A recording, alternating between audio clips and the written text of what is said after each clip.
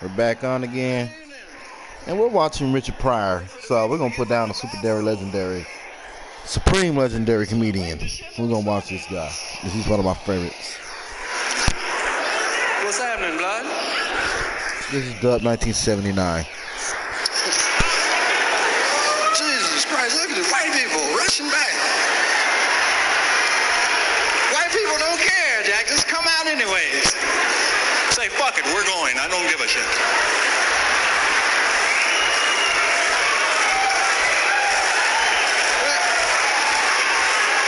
You niggas taking a chance being in Long Beach, though, Jack. I saw the police had some brother jacked up when we was coming in here. Niggas' hands way up here. I'm like, huh? What? They're searching the shit. Bet they take him away to jail.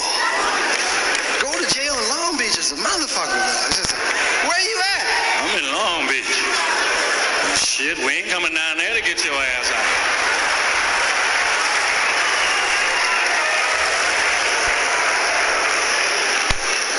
White people, this is the fun part for me when the white people come back after intermission and find out niggas done stole their seats.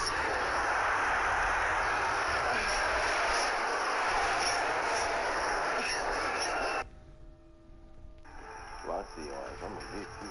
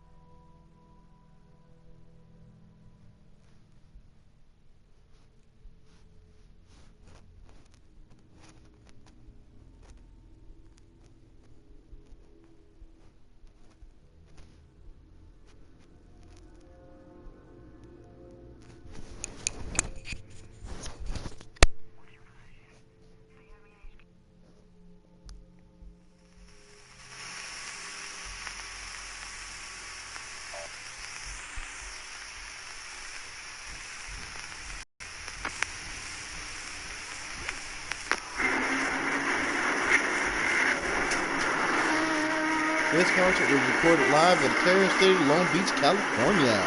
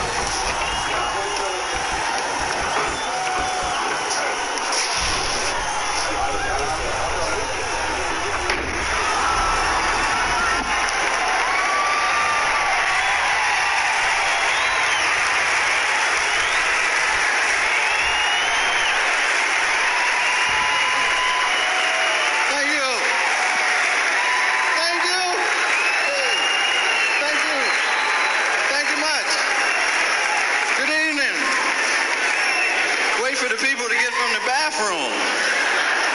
People in there pissing on. Wait, the shit done started. Damn. What's happening, blood? Right on. Jesus Christ, look at the white people rushing back. White people don't care, Jack. Just come out anyways. Say, fuck it, we're going. I don't give a shit.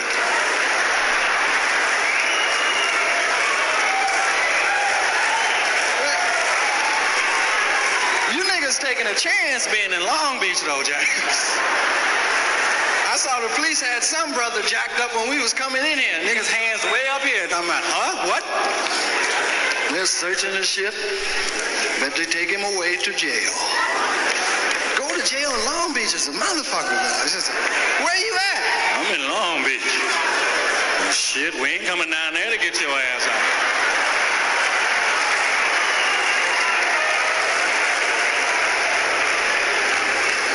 White people, this is the fun part for me when the white people come back after intermission and find out niggas done stole their seats.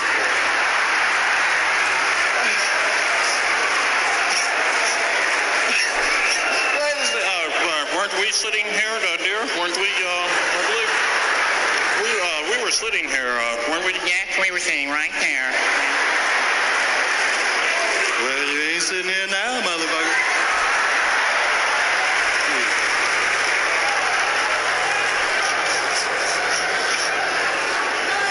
You ever notice how nice white people get when there's a bunch of niggas around? Right, they get outside, they talk to everybody, right? They say, hi, how you doing? I don't know you, but here's my wife. Hello. What you taking my picture for? Who you gonna show it to? They say, I got a picture of Richard Pryor. Who gives a fuck?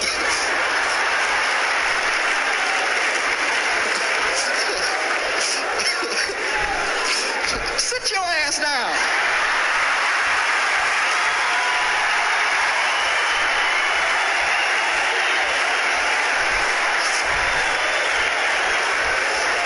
Motherfucker, sit down. You know you ain't got no film in the camera. You just bullshitting, just flashing, ain't nothing flashing. Sit your ugly ass down.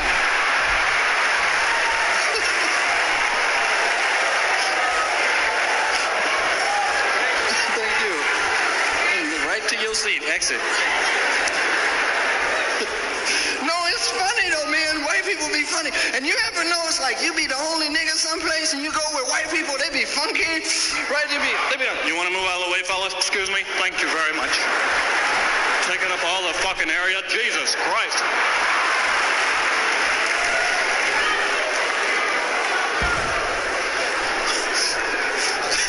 And niggas gorilla they way in the place, man. We saw about 8 dead white people when we was coming in, still had tickets in their hands. Niggas had just run over them getting in there. Move out the way, motherfucker. Shit. We ain't seen a nigga in 3 years. What the fuck you talking about? White dude, sure, go ahead, sure, cut in, sure. Well, what do you want, trouble? There's a whole bunch of them. They could be cousins or anything. Some white dudes you cut in front of don't play that shit though, right? You cut in front of them, all right, cut the shit.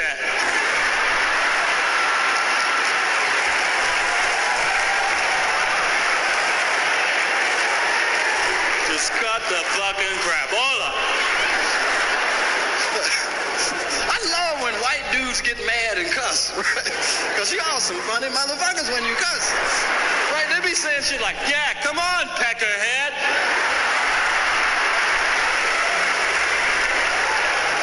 Come on, you fucking jerk off. Come on.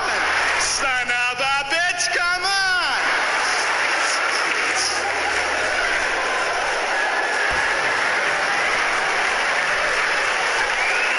Yeah, you fucking ain't right, buddy. Niggas be talking about, buddy this.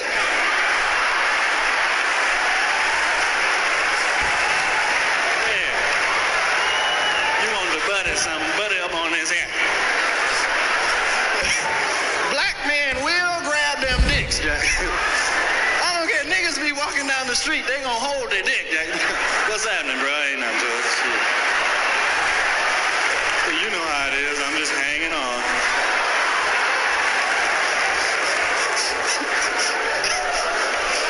Right, even Andrew Young, he grabbed his dick. Right, he be talking to the President of the United States. Right? Andrew Young, Mr. President. No, we got to talk some serious shit. No, excuse me, Mrs. Carter. Oh, that's all right. Bigger than a peanut.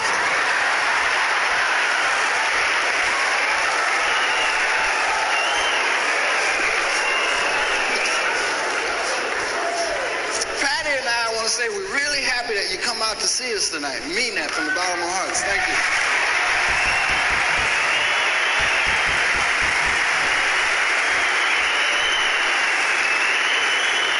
Patty be singing her ass off too, don't she? I mean, Patty gets some shit down in there. Shit go all through me, man. Let me see. Sing it, you motherfuckers. Yeah. And the band's a bitch too, man. The band's a motherfucker she got. Good. And that white boy on the horn be playing his ass off, right? He don't even bend, motherfucker. No, most people play the horn. They got to bend or something to get that shit out of there, right? This can't be the man. And don't miss shit, right? Don't worry, niggas. I'm with you. Go ahead.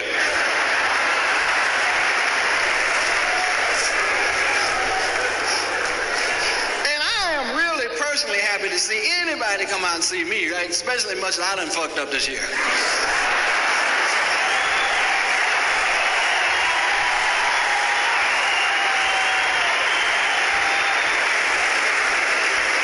I don't want to never see no more police in my life at my house taking my ass to jail for killing my car.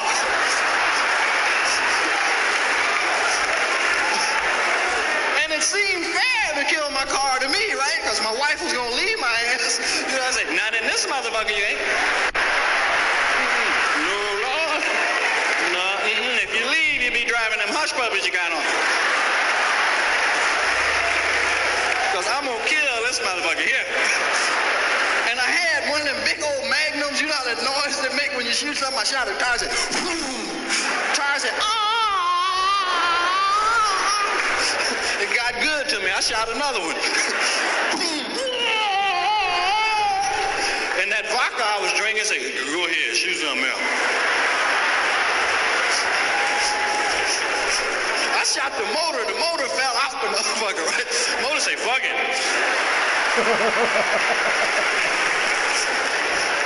Then the police came. I went in the house. Because they got magnums too. And they don't kill cars. They kill niggas.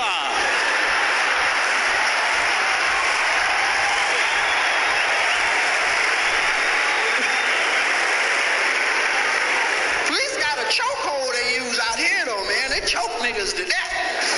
That mean you be dead when they through. Right? Did you know that?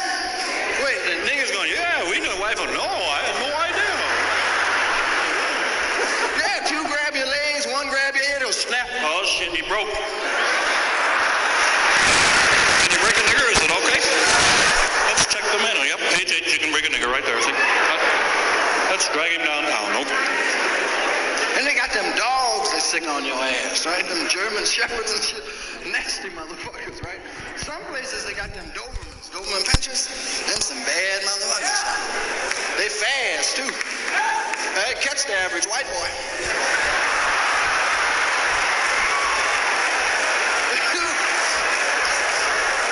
By the time they catch a nigga though, they too tired to do anything. Right? Maybe get petted or some shit like that. You try to run him off? Sit your ass right there, man. Won't get on. You all right? I saw him let one loose on a young brother about 16 in the alley. Police jumped out the car and sicked the Doberman loose on him. The brother was low running. He was down in here. And the dog was on his ass.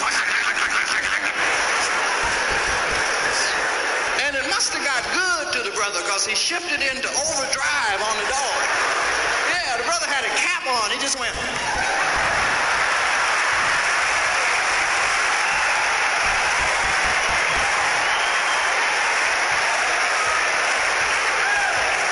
And it looked like to me like the dog said, shit.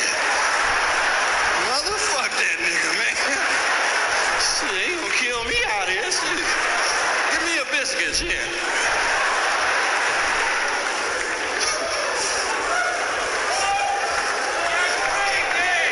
Them dogs are something else. I got two dogs. I got two Malamutes that I trained to fight the police dogs. I did. I said, if you see any dog jump on me, y'all better do something. Because if you don't, you know what happened to that car on New Year? We got you, Rich. We got you. We got you. And they won't bite shit, right? I mean, they're very intelligent dogs, though, right? I mean, they be reading dog food cans and shit. They do it. Alpo, no meat byproducts, no soybean. Yeah, Rich, this will be good. Fix that up for us, please. Could we have a little wine with that, perhaps? And a burglar come in the house and, Don't fuck with the dinner plate. You can have all this shit up here. so I got a Doberman, right? One of them bad motherfuckers, right? Somebody stole him. That's how bad he was. And I got him from a dog home. You know, you can get dogs from the dog home, save him from killing them. You know, I got him from the dog home, and somebody had abused him real bad, because every time I call him, he'd freak out. I said, hey, champ, what? Shit, Jesus Christ. What are you doing, man? Don't do that shit. I'm telling you, fucking with my head, man. It's a real bummer, Rich. They're scared, man. You look at them, shit, but when they get older, they don't even like for you to, right? Most dogs you can stare down. You look at a dog too long, they go, you stare at a Doberman, don't be talking about, I don't play that shit. And then they show you their teeth, right? This look like I'm smiling, motherfucker. I'm about to get in your ass. And they make real good watchdogs, right? But the only problem is they let burglars come in your house. They do. They have burglars. Yeah, come on in. Come on. Yeah, come on in the bedroom. Let me show you where the money is. Yeah, get on in. Get all that. Yeah, come on in the kitchen. Get silver. Hurry up. Come on. Yeah, come on. And they wait for the burglar to hit the door. That's when they turn into the exorcist. Right? The burglar goes, they go, you can't leave. I want to play. And that's how you find the burglar when you get home, right? To be the man. Help me. Please help me. Motherfucker sound like the fly. Help me. The dog is going to bite my asshole out. Help me. Them pets is something else, man. I got pets. I love my little pets. I got monkeys and shit. My monkeys died, though. Yeah. I had two squirrel monkeys. You ever seen them squirrel monkeys? They got them hands. They freak a dog out. They do. They get on a dog and them fingers touch a dog. Dog go, I had one named Fran. I named him Fran because the first time I opened the cage, he ran up my arm and stuck his dick right in my ear. Get in.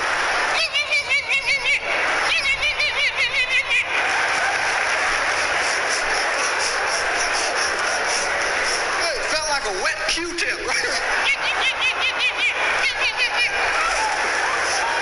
He pissed all on my cheek. I had to throw him up in the ceiling. He'd do that to anyone. I'd invite over people, you know, just to fuck with them. You know, say, go and open the cage up. You know, up they are.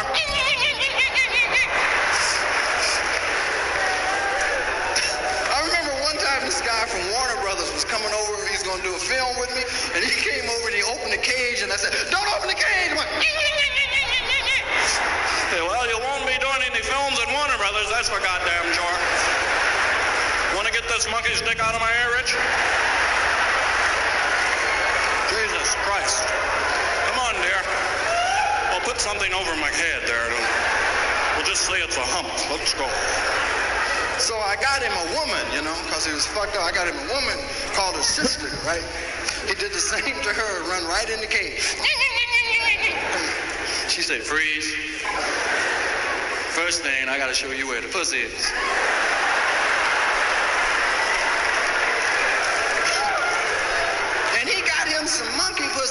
freak.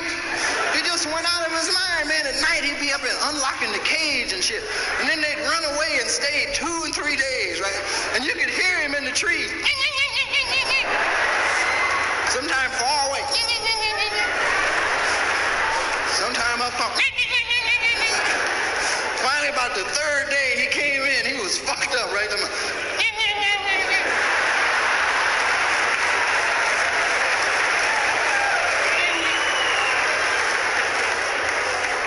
I left him with some friends. I had to go out of town. I left him with some friends to watch him. And he had like the little gas heater on the floor, and they turned it on, and they didn't have no matches. And they died. Killed him. I was hurt too, man. I was, because I came home and found my monkey was dead. I said, shit. So I love my monkey so much. I was in the backyard, I was crying. And it was a dog used to live next door to us, a German Shepherd, right? Big, ugly, mean German Shepherd. He would bite anything. And he jumped the fence and came over there. And I felt something moving my hand like that, and it was him. I started petting him. He looked at me and said, what's the matter, Rich? I said, my monkeys died. I said, what? Your monkeys died? Ain't that a bitch? You mean the 2 monkeys used to be in the trees, they died? I said, yeah, they died. I said, shit. I was gonna eat them too.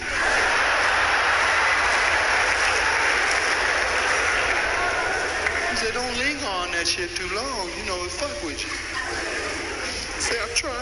Yeah, you take care. He went back and jumped over the fence. And just before he jumped, he looked back at me and said, now you know I'm going to be chasing you again tomorrow. Yeah.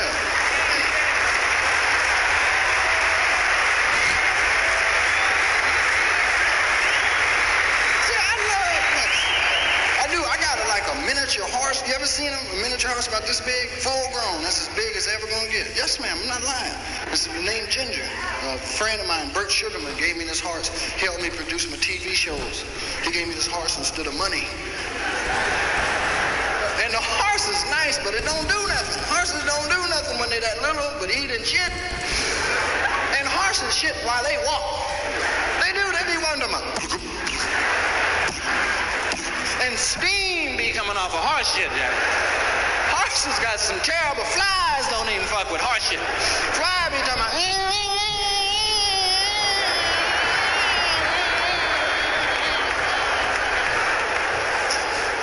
and the first time that my dog saw the horse, they thought it was another dog, right? Because animals don't have no racism. They thought it was another dog. They said, look, there's another dog with a long tail. Let's go say hello. And my cousin Denise, she had a Great Dane staying with us. She said, yeah, come on, let's go over. Yeah. And they ran over, and that horse smell hit their ass, right? He said, Hey, this ain't no goddamn dog.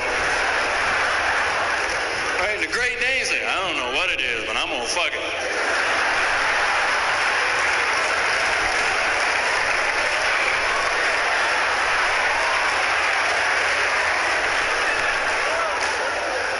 Come back and say, well, you can't fuck it. And my 2 Malamutes said, well, let's eat the bitch. Let's eat the bitch. I had to beat them off with a cue stick. I said, get the fuck off the dog, goddamn. Leave the horse alone. Move, I'm getting back. They got even with me, too, the dogs did. Because one time I was walking with them in the front yard, and I heard one say to the other one, let's fuck him. You know how you be playing with your dog? Say, hey, get out. Say, what the fuck is he doing? Get out, get your head, man. What? Help! And dogs, when you make dogs stop fucking, they go fuck air, anything, right? He said, get down, goddammit. They just...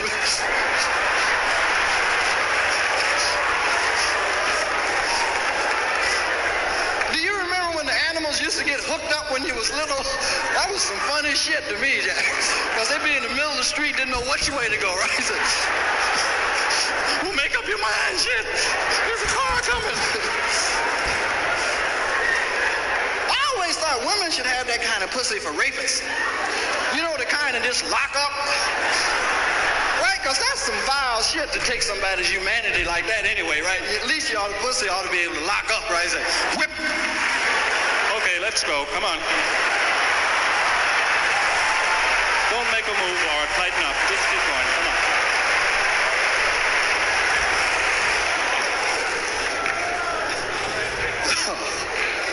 Oh, shit. Had a little pain in my heart there. I thought I was having another heart attack. So, what? You get scared after you have a heart attack though, all the time. Anytime you feel a little pain, you go, huh? Anyone here ever had a heart attack? Them motherfuckers hype. I'm not bullshit, man. I was walking in the front yard. I was just walking along and something said, "Don't breathe." I said, huh? So you heard me, motherfucker. I said, "Don't breathe." Okay, I won't breathe. Then shut the fuck up then. Okay. I said, don't kill me. Get on one knee and prove it. I'm on one knee. Don't kill me. Think about dying now, ain't you? Yeah, I'm thinking about that. You didn't think about it when you was eating all that pork.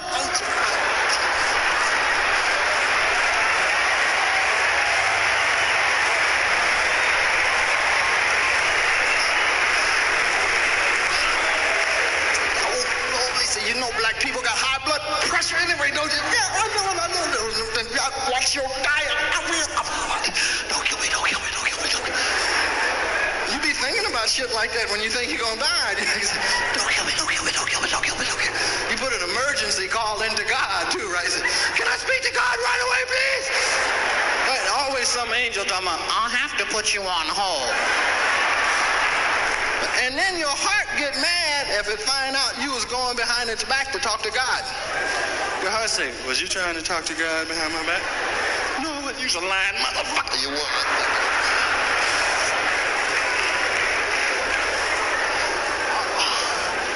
I woke up in an ambulance, right? And it wasn't nothing but white people staring at me. I said, ain't this a bitch?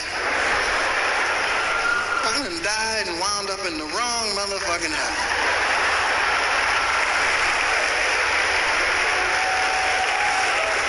Now I gotta listen to Lawrence Welk the rest of my day.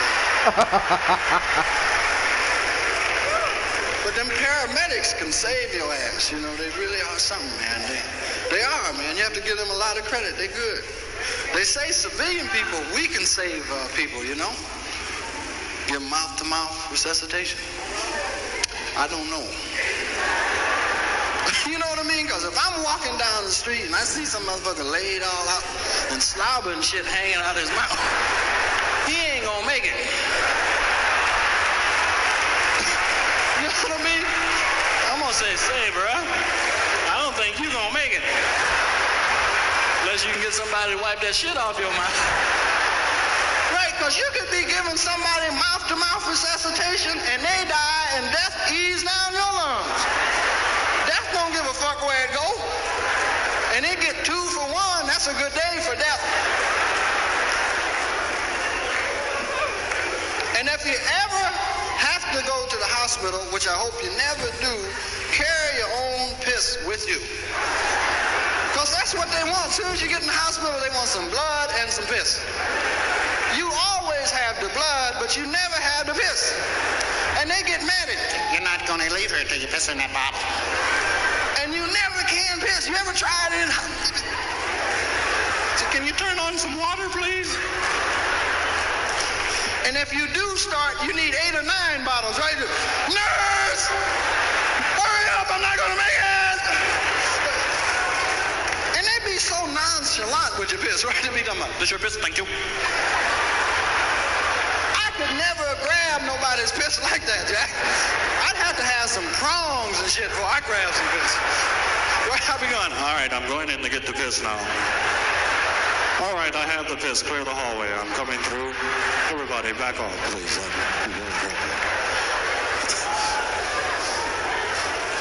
Then they hook your ass up to that machine, you know, where you look like Frankenstein. You get to watch your life beep away, right? You be watching too, Jack, because if you see, that's your ass.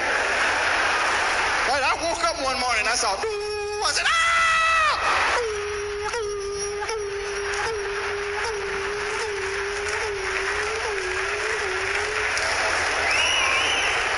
Because the hospital ain't no place to get well. That's the truth. That ain't no joke. You can die in there and nobody give a fuck. unless you're John Wayne or somebody. See, John Wayne can kick death's ass. Didn't he? I mean, the dude, he had cancer one time, kicked death's ass. Open heart surgery, John Wayne kicked death's ass. John Wayne just said, get the fuck out of here, Death.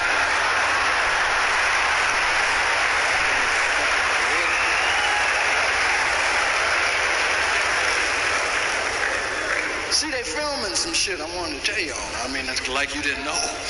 Y'all ain't gonna get paid shit either. So don't be asking me for a motherfucking thing when the show's over. Don't be saying, nigga, where's my money for the movie? No, I guess it's gonna be in the theater or something. I don't know. But that's what they got all this shit. What, baby? What? I can't hear you. Can y'all get a spokesman? Wait a minute. What'd you say? I couldn't hear you, babe. Wait, motherfucker, I was talking to her. What? Oh, thank you, dear. Thank you. That's black stuff. Because the white people were looking confused. What does that mean, Mark? Preach, nigga, preach. What is that, actually? Thinking about death, though, I'd like to die like my father died. Right? My father died fucking. He did. My father was 57 when he died, right? The woman was 18. My father came and went at the same time.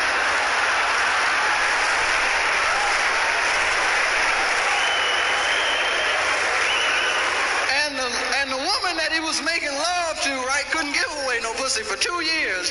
Because people going, no, baby, no, Lord. Nah. You didn't kill one motherfucker with it. That's all right. Now, that's some pussy you can keep right there. And I saw the lady recently. She's still a little fucked up about it. You know, she came and said, I'm sorry I killed your father. I said, miss, what are you talking about? I said, shit, people get killed in plane wrecks and run over by buses and shit. He died in your pussy. That's called recycling.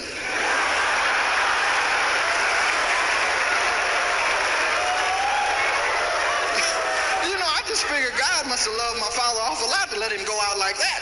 Right? Because if I had a choice, now men, you know the truth. And I tell you, if you had a choice between dying in some pussy or getting hit by a bus, which line would you be in? I know which line I'm gonna be in. I'm gonna be in that long motherfucker, Jack.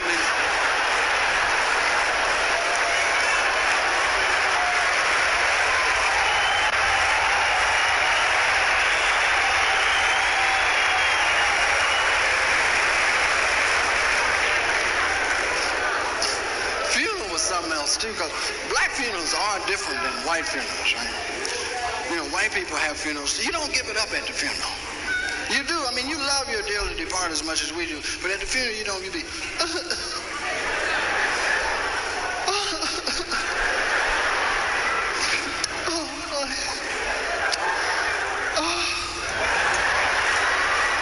And then sometimes they faint. See, black people let it hang out at the funeral. They don't get it.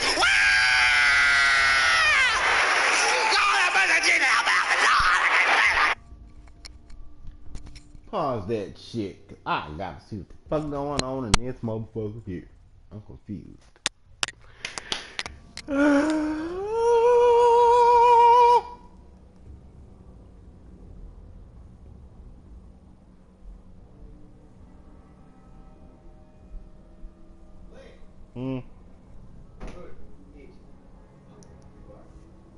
What?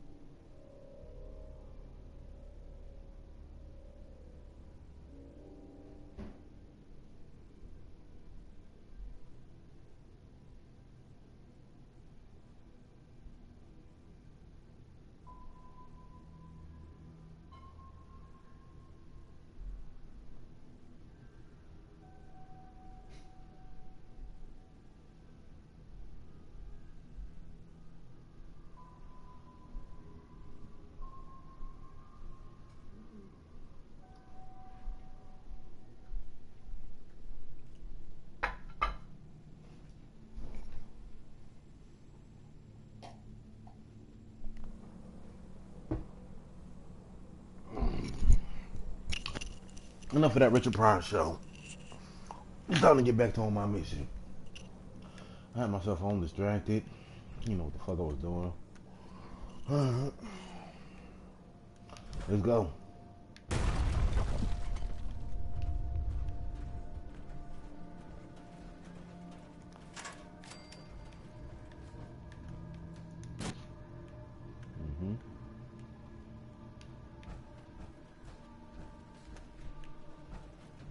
This is the making this layer. Just so y'all know. A part of it.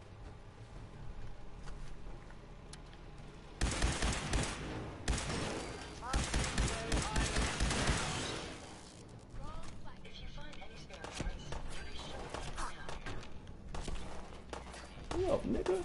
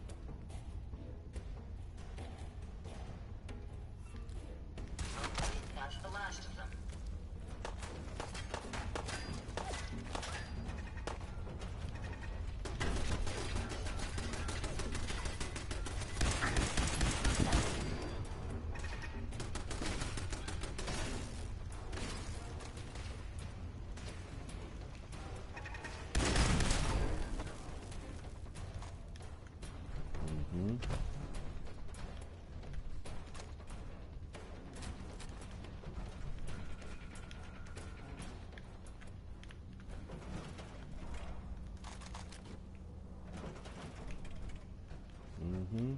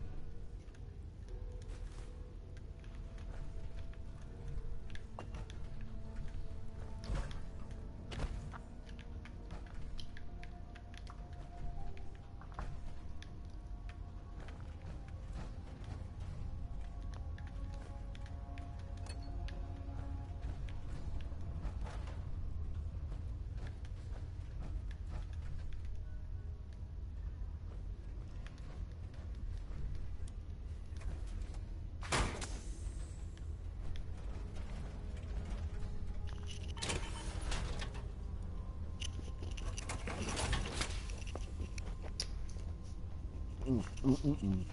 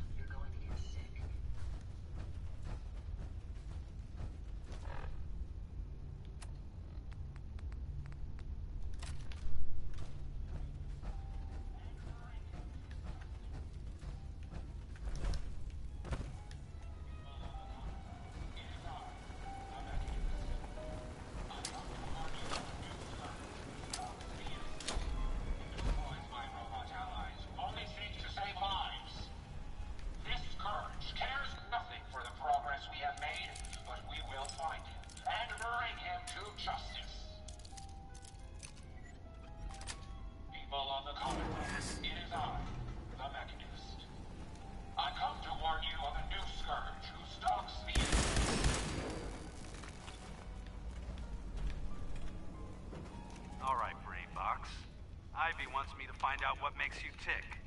So let's get started. There's no need for that. I'm certain we can discuss this rather unfortunate situation before it gets completely out of hand. Now, what exactly did this Ivy tell you to do? Simple. She wants me to crack open that dome you have for a head and find out how your brain is connected to your circuits. Perhaps I can be of assistance in that regard. After all, there isn't much else I can do now that you remove my head from its chassis. How about we forge some sort of an accord, just between the two of us? What the hell is an accord? You talking about wires or something? Right. I need to phrase this so even a dullard like you would understand. Let me put it this way. You need information that's going to make your boss happy. I want to keep my brain in one piece. Maybe we can cut a deal. Fine. I'm listening. I'll tell you everything I know about my own construction. All the bits that Ivy wants to hear. And I promise you, she won't be disappointed.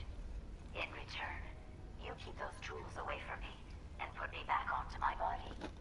You get what you want, and I don't get dissected like some kind of a laboratory experiment.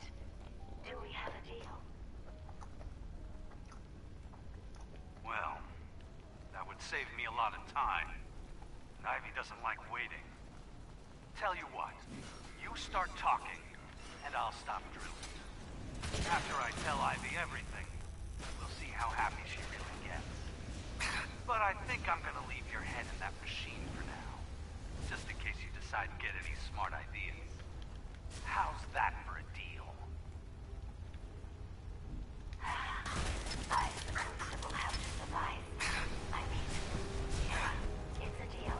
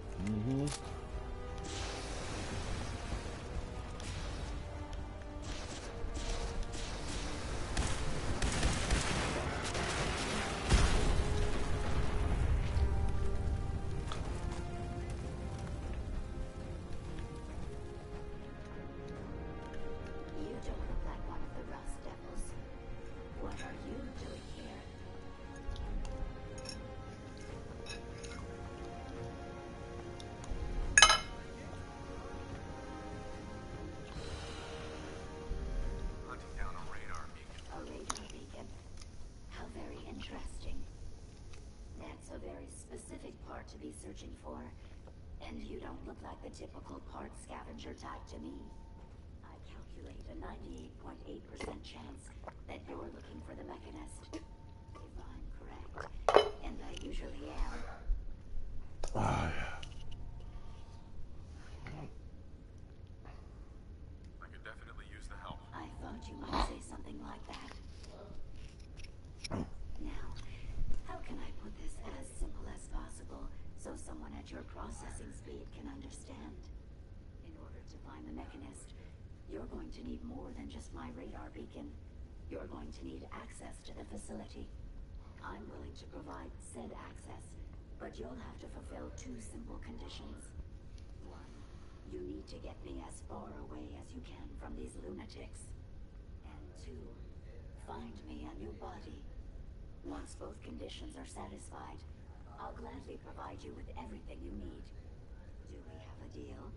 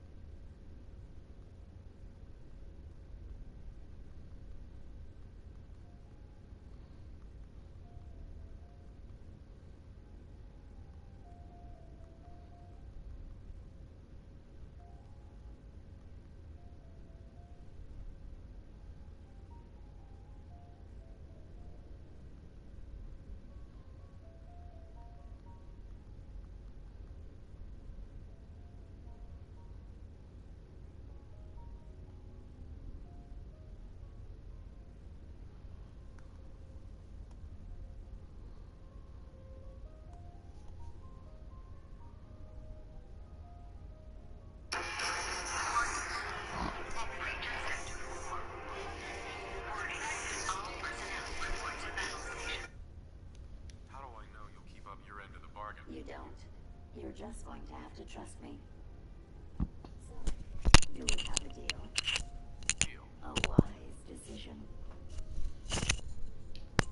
Once we're at our destination, I'll happily relinquish my radar beacon as a gesture of good faith.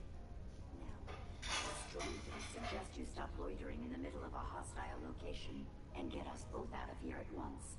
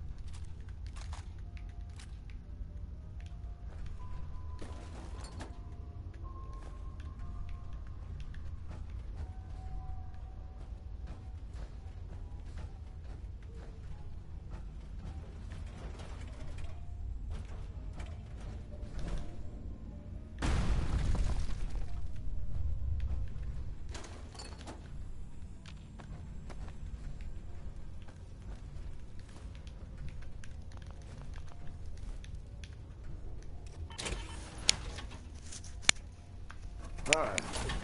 Let's see. Let's take a look here and level up.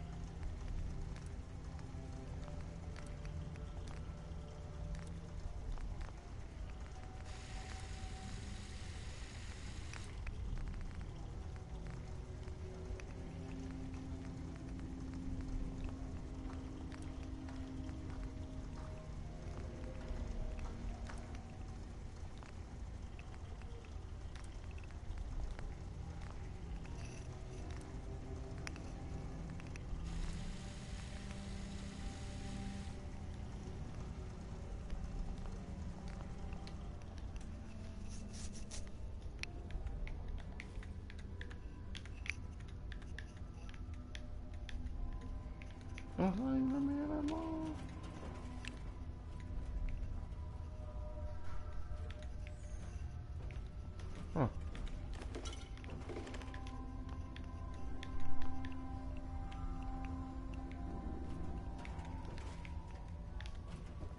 Hey,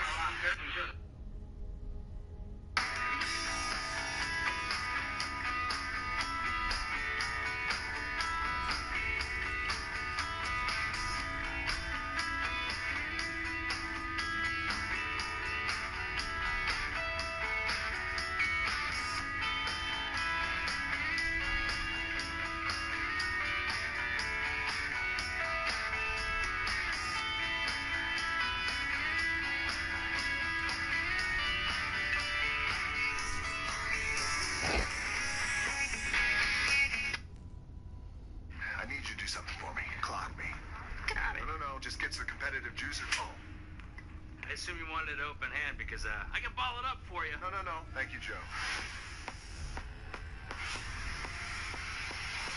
Spencer is taking the town by storm.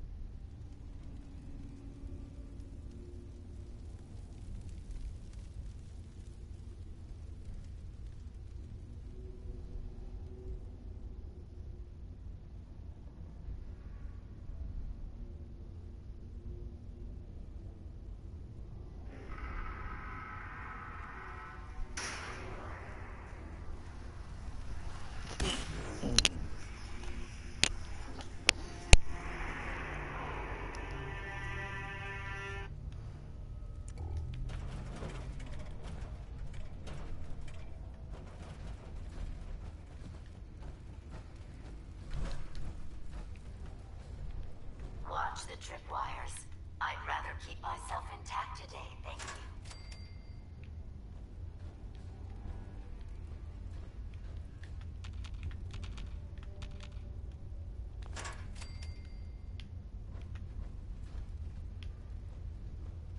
What the hell was that?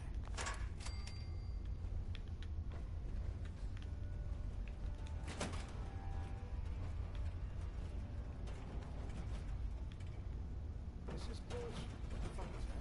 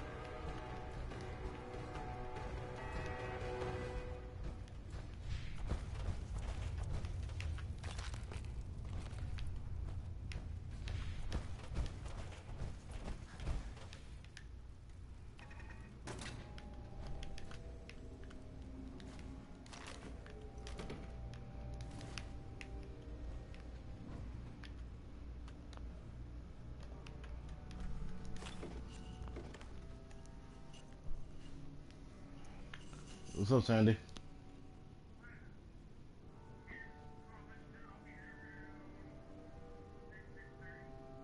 Oh, okay, okay.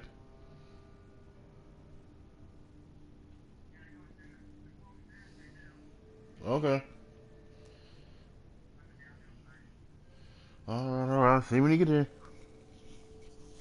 Alright. Mmm.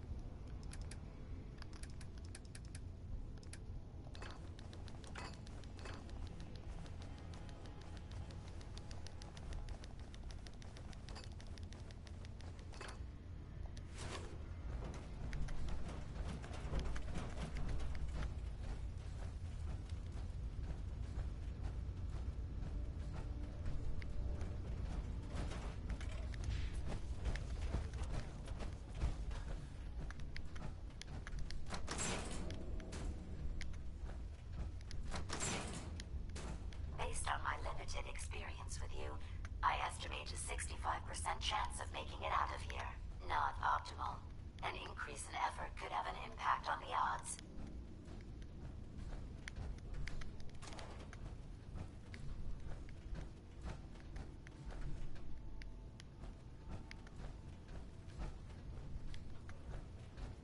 Hiding from me?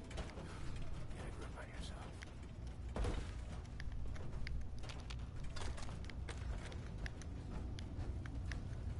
What the hell was that?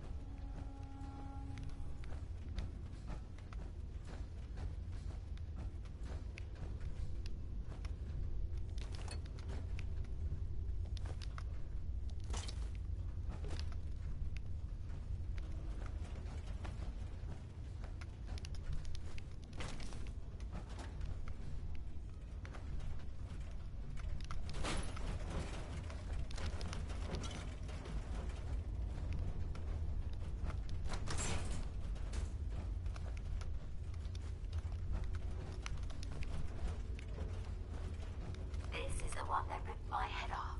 I demand we rip her head off. It's only fair.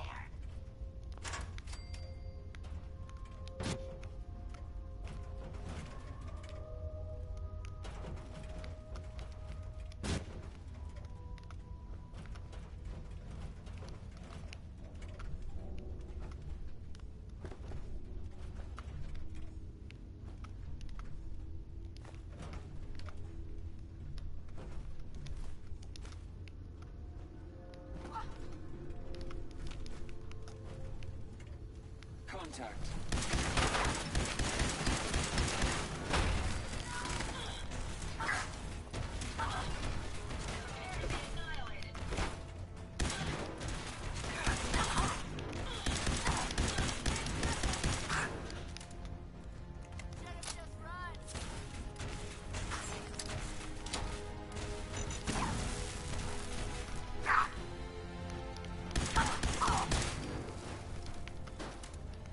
Had I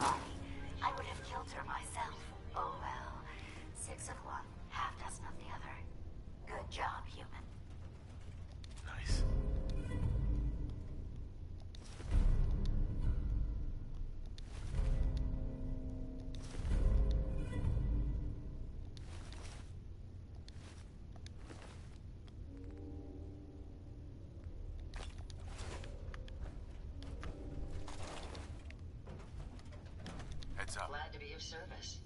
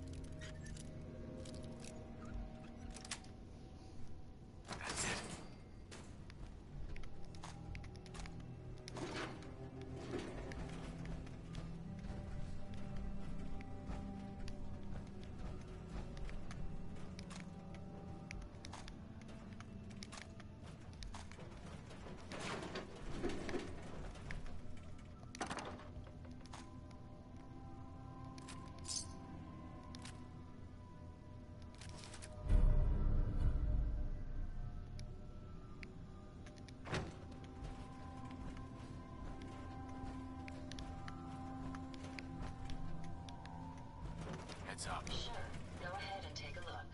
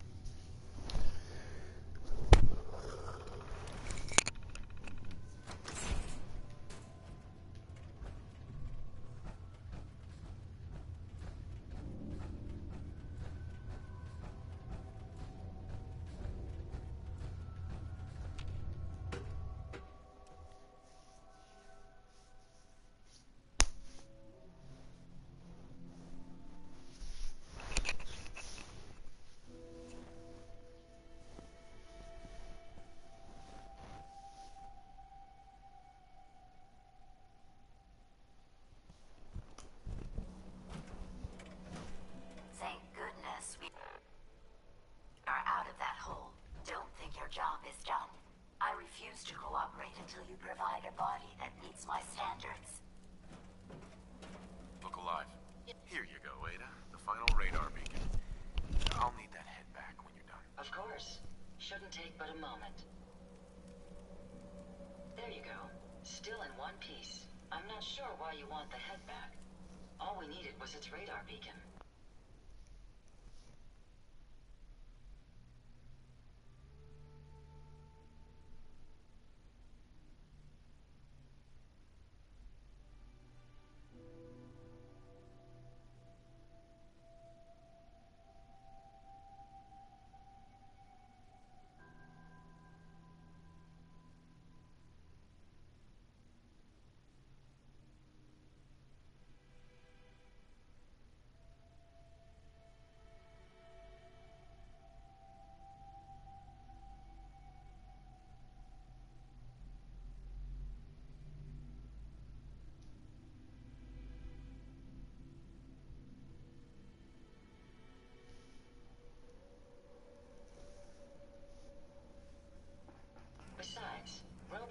are notorious for being, well, a real pain in the neck.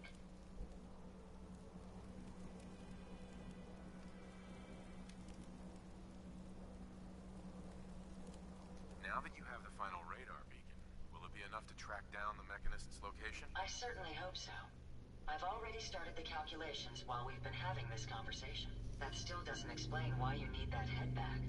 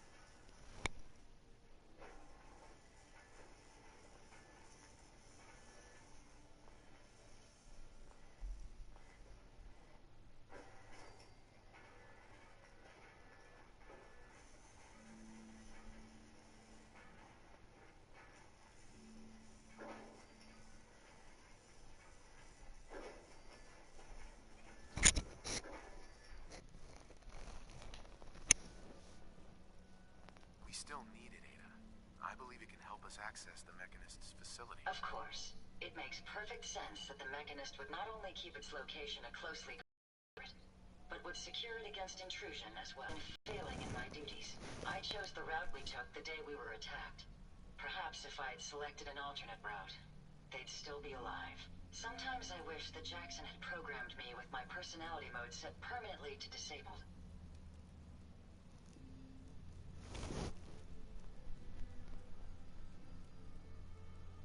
Your personality defines you as an individual. Never let that go. I appreciate what you're trying to do, but it's obvious that having my personality mode on is causing me to make mistakes. I promise I'll do my best to make sure it doesn't happen again. Now I've distracted you for long enough. I'll finish up my calculations while you deal with our new friend, Jezebel. Hopefully, she'll be able to grant us access to the Mechanist's facility, and we can put an end to this nonsense once and for all.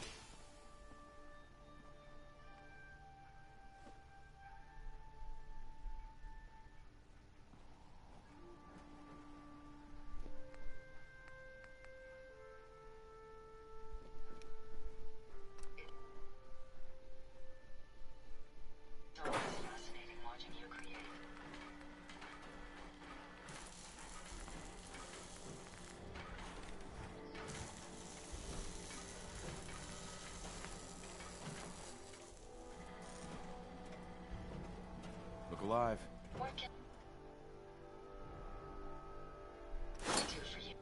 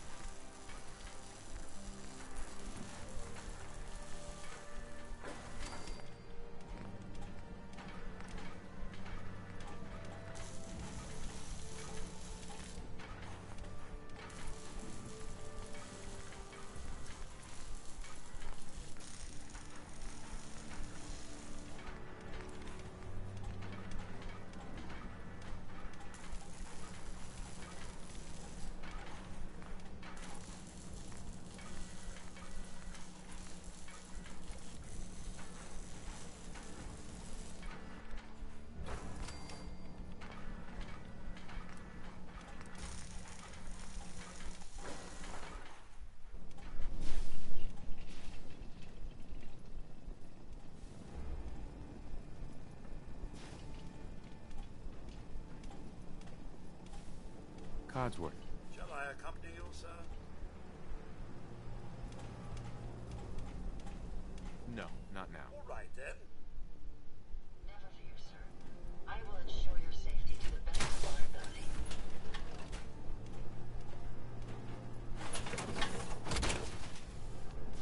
That power will provide adequate protection.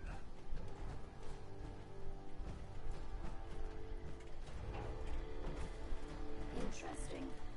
This body you've selected for me isn't quite what I had envisioned, but it will have to suffice.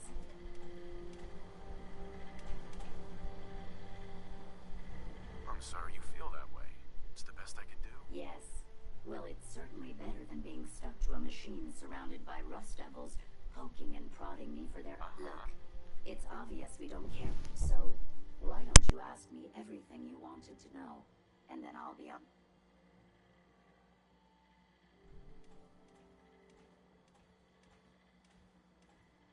Tell me everything you know about the Mechanist. Now there's a fascinating subject. Amazingly adept at programming. A veritable genius with electronics. I'm not surprised you're interested.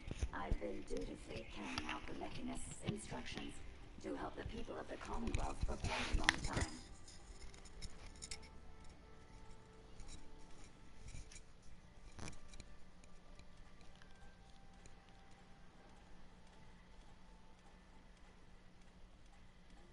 You're lying. After all the trouble you've given me, why would you help a human? Well, it's my primary directive, which I obey without question. The Mechanist instructed me to seek out and help the people of the Commonwealth. By my calculations, the easiest way to help a human is simply to destroy it. There's no point in prolonging a laughably fragile life.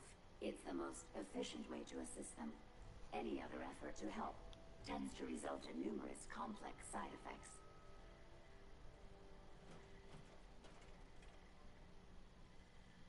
I don't think you understand the definition of help. Help.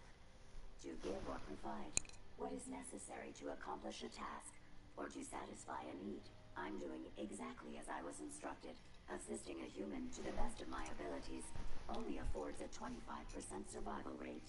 That means there's a 75% chance that despite my efforts, the human I'm assisting will die from something beyond my control. Therefore, it's better to hasten the human's death and put them out of their likely chance of misery than to deplete my limited time. It's actually quite elementary, but given your minimal intellect, I suppose I shouldn't be surprised you don't understand. Can we stop with the petty bickering and just get to the part where you tell me how to access the Mechanist's facility? I promised to answer your questions, and unlike humans, I don't have the capacity to lie. It's rather simple, really. In order to gain entry to the Mechanist facility, you're going to need to outfit one of your robots with an MSAT modification. I'll upload the plans to your Pip-Boy device. There. I've fulfilled my portion of our agreement. Perhaps I'll remain here for a while and see how things resolve between yourself and the Mechanist. Purely for my own amusement, of course. I suspect you'll have quite a tale to tell once you return. But then again, I'd be surprised if you ever return at all.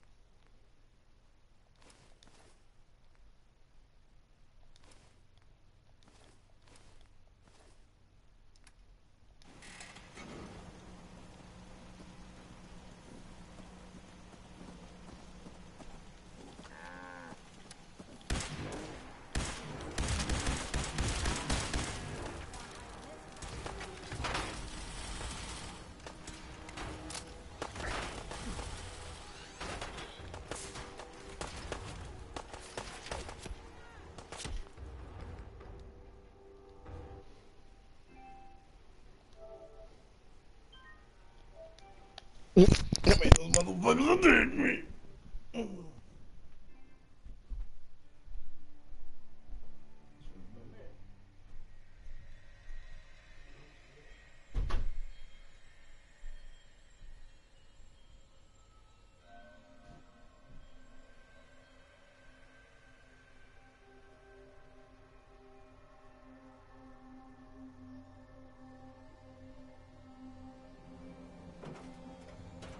Thank goodness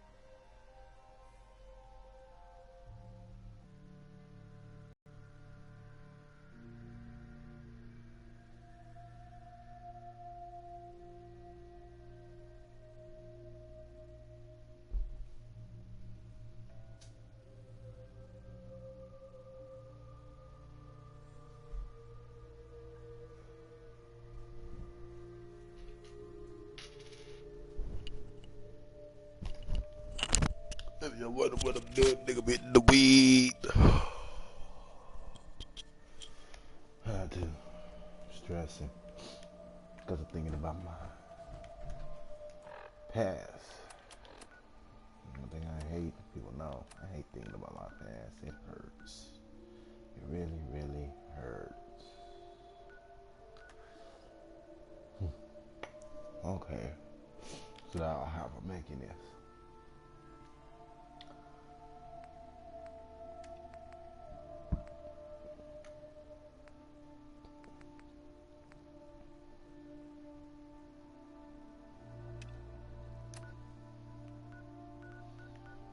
It's about time we go to St. Drop off some stuff. I have a nice little community growing here. I need to turn off my beacon. What? Why are you looking at me? I'm ugly.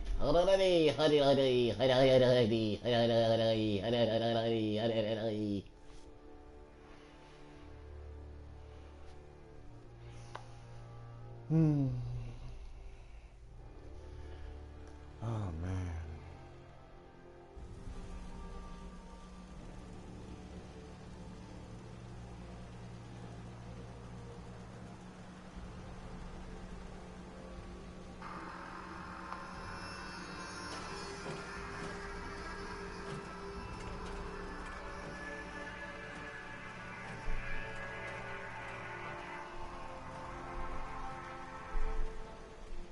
Now, I'm gonna be building Jezebel's body. And first off, I need to get some parts from her. Now, I'm gonna take what I have and put it in here. That's that. Now, the next thing I need to do is go over here. Now, you wonder what the hell just happened? Well, I'm gonna show you what just happened. I have here are some pieces. See here? Tesla armor. Now I put these on my robot. You know why? It makes my robot that much more stronger. Now I wish I had something for legs. I could build a helmet later. But these Tesla pieces right here, you see these three? I'm gonna end up using these later on for my XO1 armor when I get a little higher in my level. Now, I got cows? I killed that bitch, but last time I did that, my community tried to kill me. Now, as you can see, I have one armor here, incomplete. It's 251 armor. So, what I do is I'm going to add... I don't have a right arm. Nope. I have a left arm. Yep. I have... T60 leg. Oh, bam. I have a T60 left foot. Yep, bam. So the only thing that's on there is going to be is the T51 torso and helmet. Let's take a look, see what that looks like. It's pretty cool. It's pretty cool. Then we got that guy. Take the rest of this armor and we'll put that up.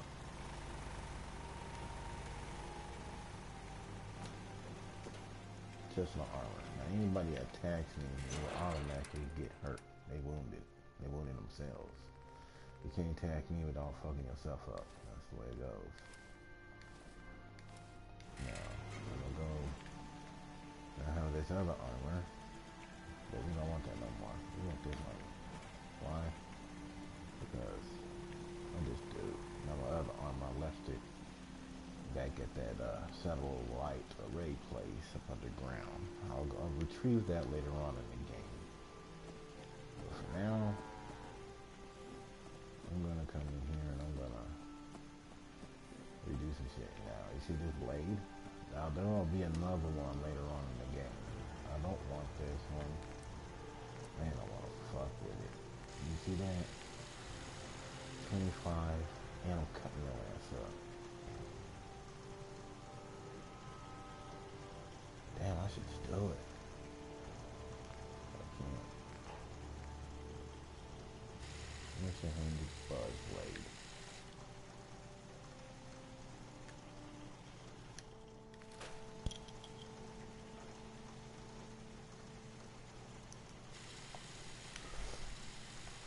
Muzzle 10.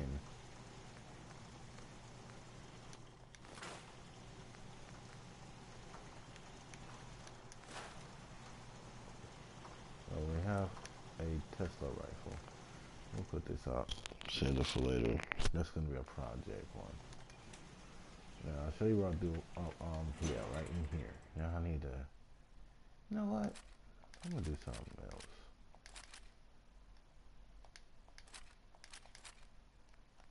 This is where all my special guns and shit are gonna go.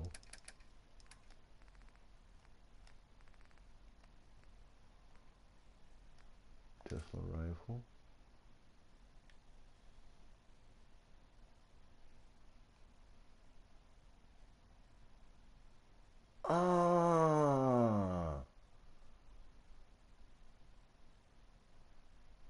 I gotta fuck with this head right quick. Y'all don't think you just seen what I had, but I'm gonna have to fuck with that head right quick. Oh, yeah. This is where all special armors go.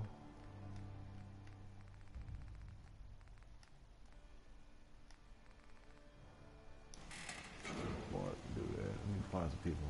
They got new armor.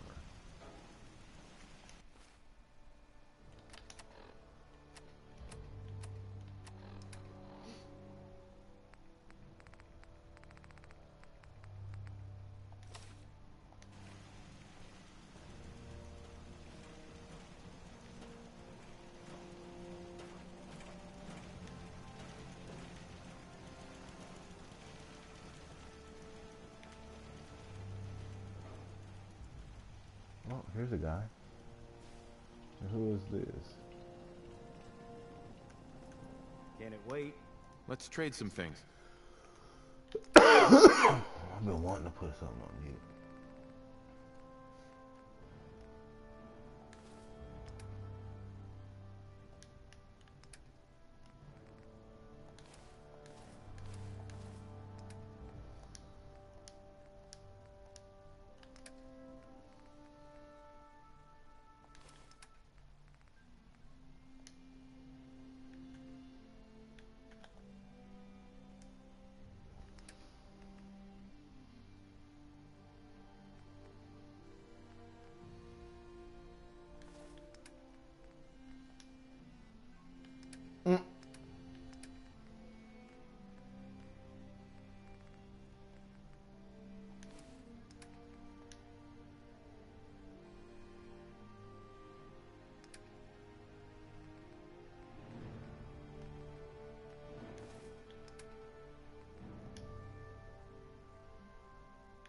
Hey. You know, pretty good. Let's trade. I'm gonna take that. I'll take that and that. But I have a weapon for you though. I have a weapon. You're gonna love it. No.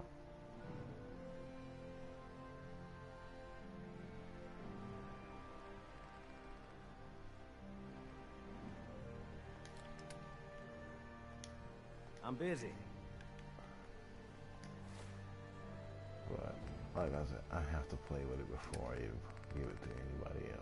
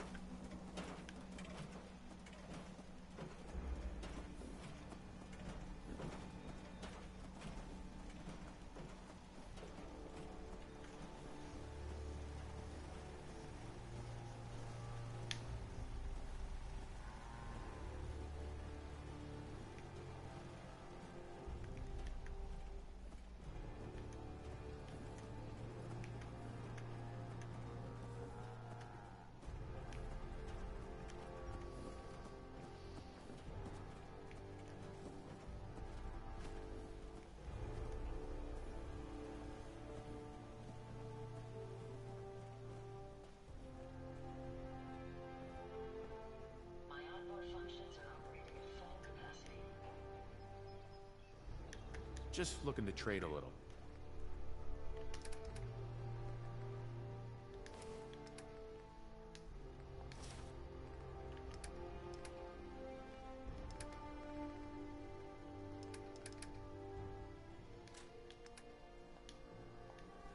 I'll stop complaining when there's nothing left to complain about. I just need to trade gear with you.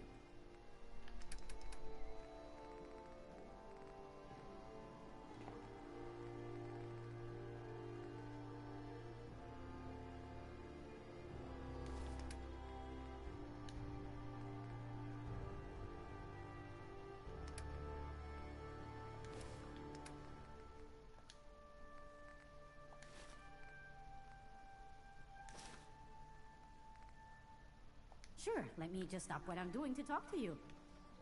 I'm being sarcastic. Leave me alone.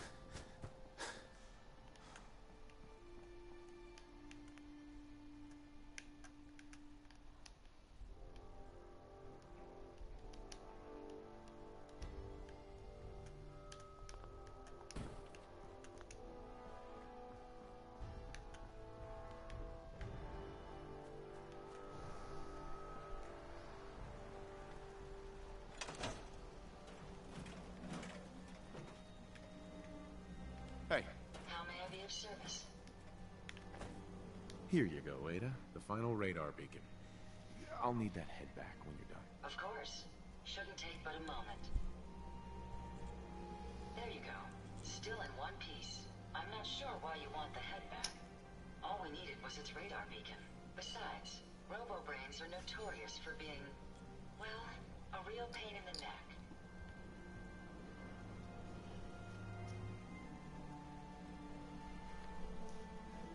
Now that you have the final radar beacon, will it be enough to track down the Mechanist's location? I certainly hope so. I've already started the calculations while we've been having this conversation. That still doesn't explain why you need that head back. What else do you know about them, Ada? Quite simply, it's the first time General Atomics produced a successful union between organic matter and robotics. The brain is used both as a control unit and a data storage unit, which is far more efficient than using standard circuits. Unfortunately, there were a lot of programming issues with these robots, which caused them to be a bit, shall we say, unhinged. Hopefully, this particular robo-brain will have some of the answers that we've been seeking. A union of organic matter and robotics? Sounds an awful lot like a synth. Not at all. The robo-brain was built with a very different design philosophy in mind. General Atomics' intent was to use the human brain to augment the robot's functions, primarily to accelerate the decision-making process. Free thought and individuality was never intended. These were expressly built like soldiers, to follow orders without question. The robo-brain's unfortunate tendency towards violence and aggression should be considered more of a malfunction than a calculated decision.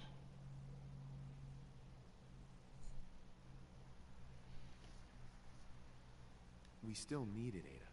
I believe it can help us access the Mechanist's facility. Of course. It makes perfect sense that the Mechanist would not only keep its location a closely guarded secret, but would secure it against intrusion as well. I'm terribly sorry. I hadn't considered that possibility at all. I'm afraid when it comes to assisting humans, Right, I'm not alright. doing very well. She talks too much. She'll say hurry up.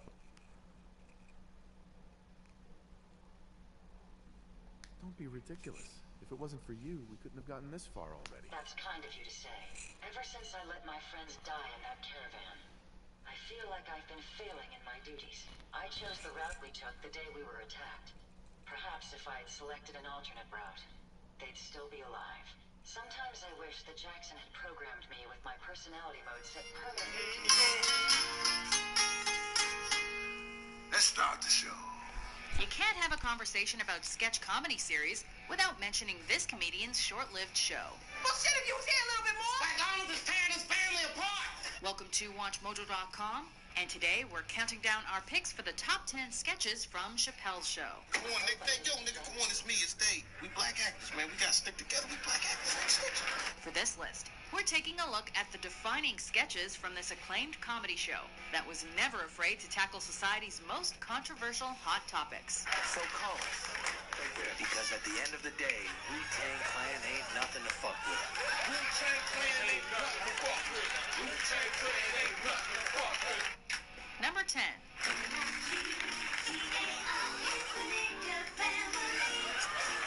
When it comes to racial slurs, is it the word itself?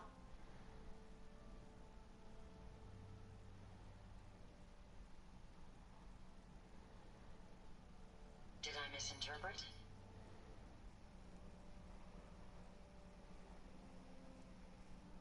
Back then, you know, I was a huge, even to this day, I'm not gonna say back then, I was a huge Rick James fan.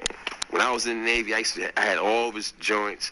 I used to be in the mirror singing his records. I used to be able to do a pretty good Rick James. So I used to sing Mary Jane. I mean, he's the only person that I actually paid to go to his concert. You know what I'm saying? Because back then we used to bum rush concerts. I don't know if they still do that, but we used to come with like 50 guys and bum rush, and just rush the door. Maybe they would catch 2 or 3, but the other 30 or the other 30-something guys would get in, and I was always one who would get in. You know what I mean? And I mean, the Nassau Coliseum. I remember one time the Nassau Coliseum has these giant plate glass windows going all the way around it. I remember this big buff guy named Sabu picked up a garbage can, just broke one of those shits, and niggas ran through the glass before it could even break all the way. You know what I'm saying? Got shredded. You know, to get in to see Earth, Wind, and Fire, man, it was off the hook back then. I'll never forget the first night I met him. You know, that's the first person that I would say out of all the celebrities that I met that I was starstruck. And I remember we got in a limo, and he started kicking it, and he was mad niggerish, man, which was, you know, right up my alley. He was buck wild, you know what I'm saying? He was a regular dude, and he had mad pimping styles, man, mad pimping skills, man. We went to the restaurant. We was in a real high class, Beverly Hills, upscale, posh, whatever you want to call it.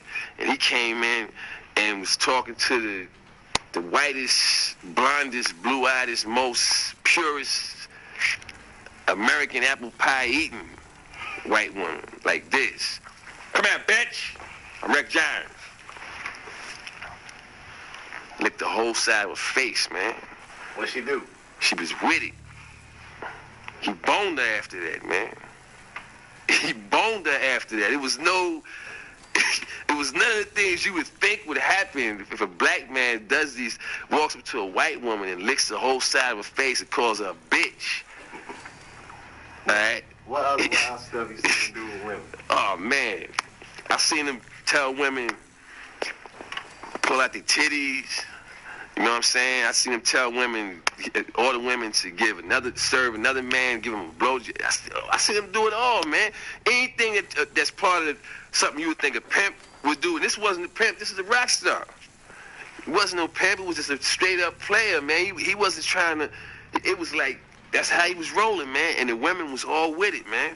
I got a good friend that broke up with his girl because he took her to one of the concerts and Rick called on stage and threw his tongue down her throat. She was with it. They were supposed to get married, man. You know what I'm saying? He seen his fiance sucking Rick's tongue on stage, Madison Square Garden, man. This shit really took place, you know what I'm saying? Anyway, get back to back then, you know. We started really getting tight because my man was buck wild. He was, you know, and I had started doing things that I wasn't doing before I got out the Navy. Like I was experimenting with the coke and drinking a little bit more, smoking weed. The whole Hollywood scene. I was drawn into all of that, you know. And my brother didn't do any of this shit, so it was whatever was available for Eddie Murphy on the dark side. I got all of it. Because he didn't want any of it. I got all, it was millions of chicks lined up that had a chipped toenail or, you know, something was wrong with them.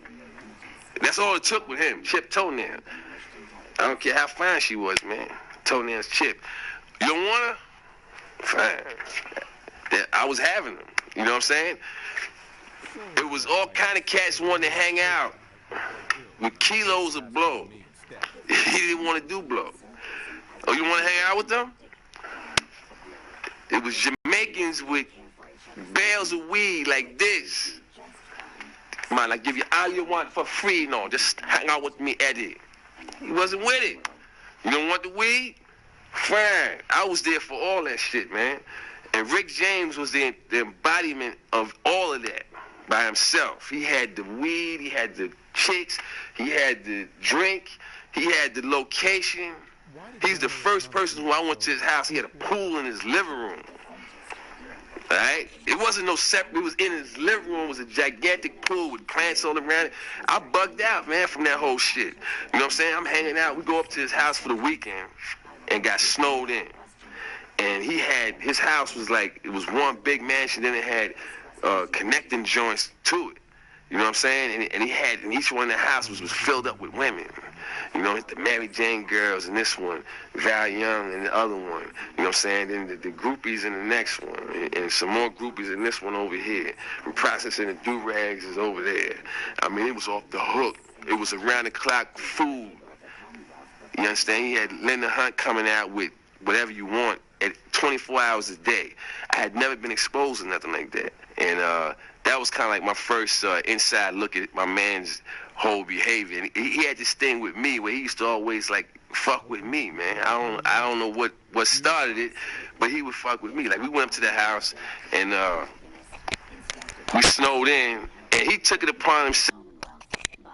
You know, the coffee that you drink from the pot when you're growing up in Kentucky and Cincinnati, Ohio, was, sort of this very American, very watered down taste coffee.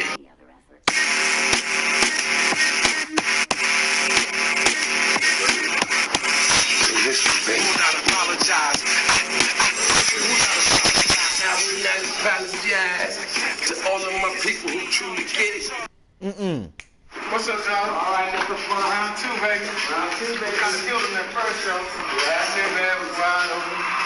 Chris Rock was having a good time.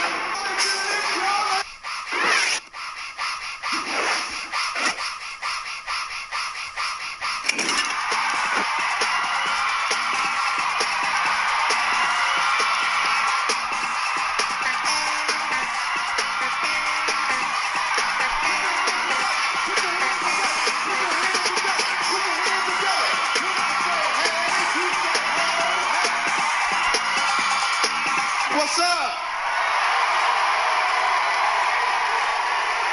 Dallas, Texas. I'm home, baby. I'm at the crib. It's about to get rowdy. Shit, sit down. Before I run out of tape. Shit, fuck around and run out of tape. What up?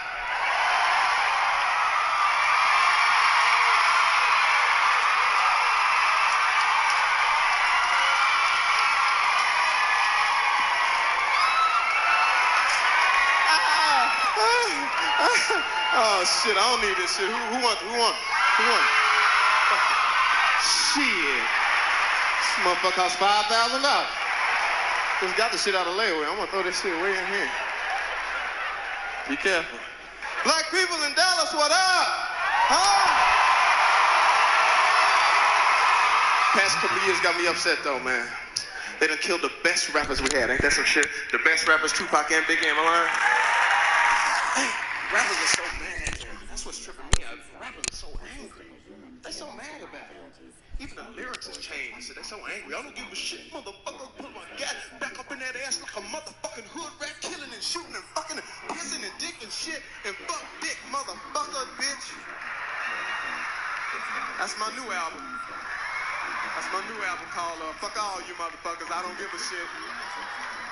Somebody might shoot me. That's my new album. I'm MC Already Dead. That's DJ Murder. Fuck all y'all. What's up, nigga? Like I said. That'd be hard. See me in concert. What's up, nigga? What's up?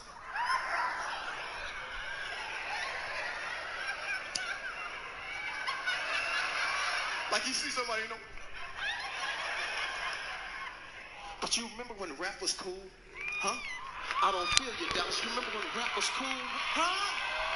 You remember when it was cool? The freaks come out at night. Come on. The freaks come out.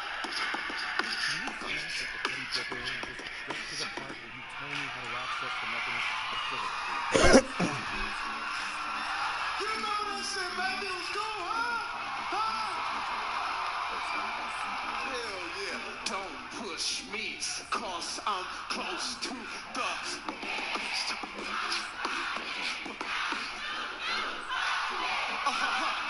You feel that shit, man? You feel it, huh? All right, listen. I said hip, hop, a hip it to the hip and the hip, a hop. You don't stop the rock.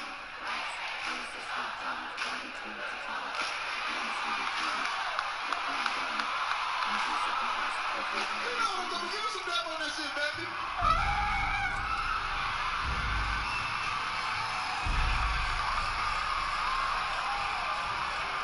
Gotta wash my clothes. Everybody doing that shit, man.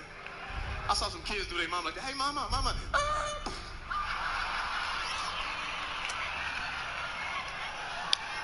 You know when your mama hits you in public and knock all the cool out your walk and shit, you just walk away.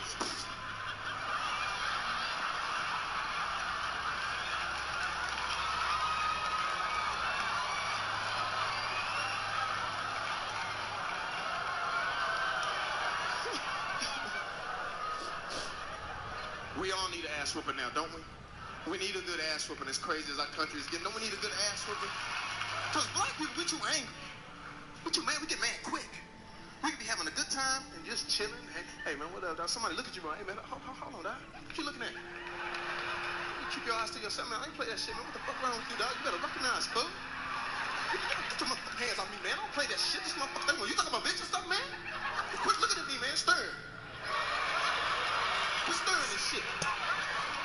Fuck, I don't play that shit. Stern. Oh, you got a gun. Oh, nigga, what that mean? You got a gun and shit. What that mean? Oh, that's what it mean? You gonna shoot a motherfucker. That's cool, man. Oh, you gotta come harder than that, though.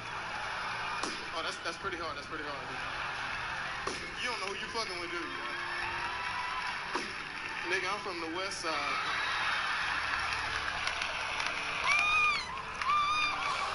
I'm gonna get you in heaven, dog. Shit. Gotta be careful, man. Calm down. Cause some of these cats out here will blow your head off. Be cool, man. Be cool. And I think that's Tupac and Biggie would still be here. Nobody wanted to back down. You can back down, it's okay. Tupac don't want to back. I ain't a killer, but don't push me.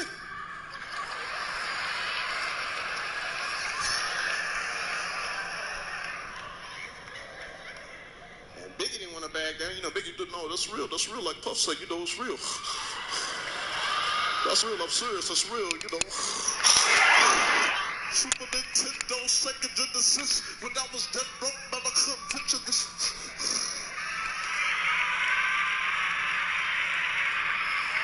And they get on my nerves with that shit. Don't rappers get on your nerves with that wanting to kill each other shit? Calm down. Ain't nobody else doing that.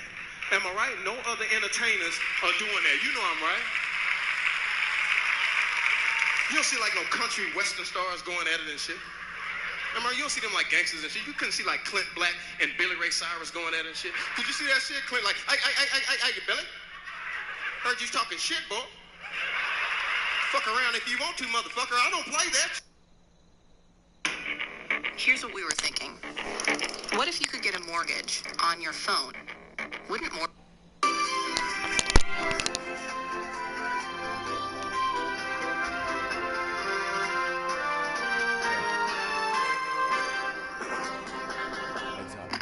keep fucking up with T.I. You know my first T.I. story? What's that?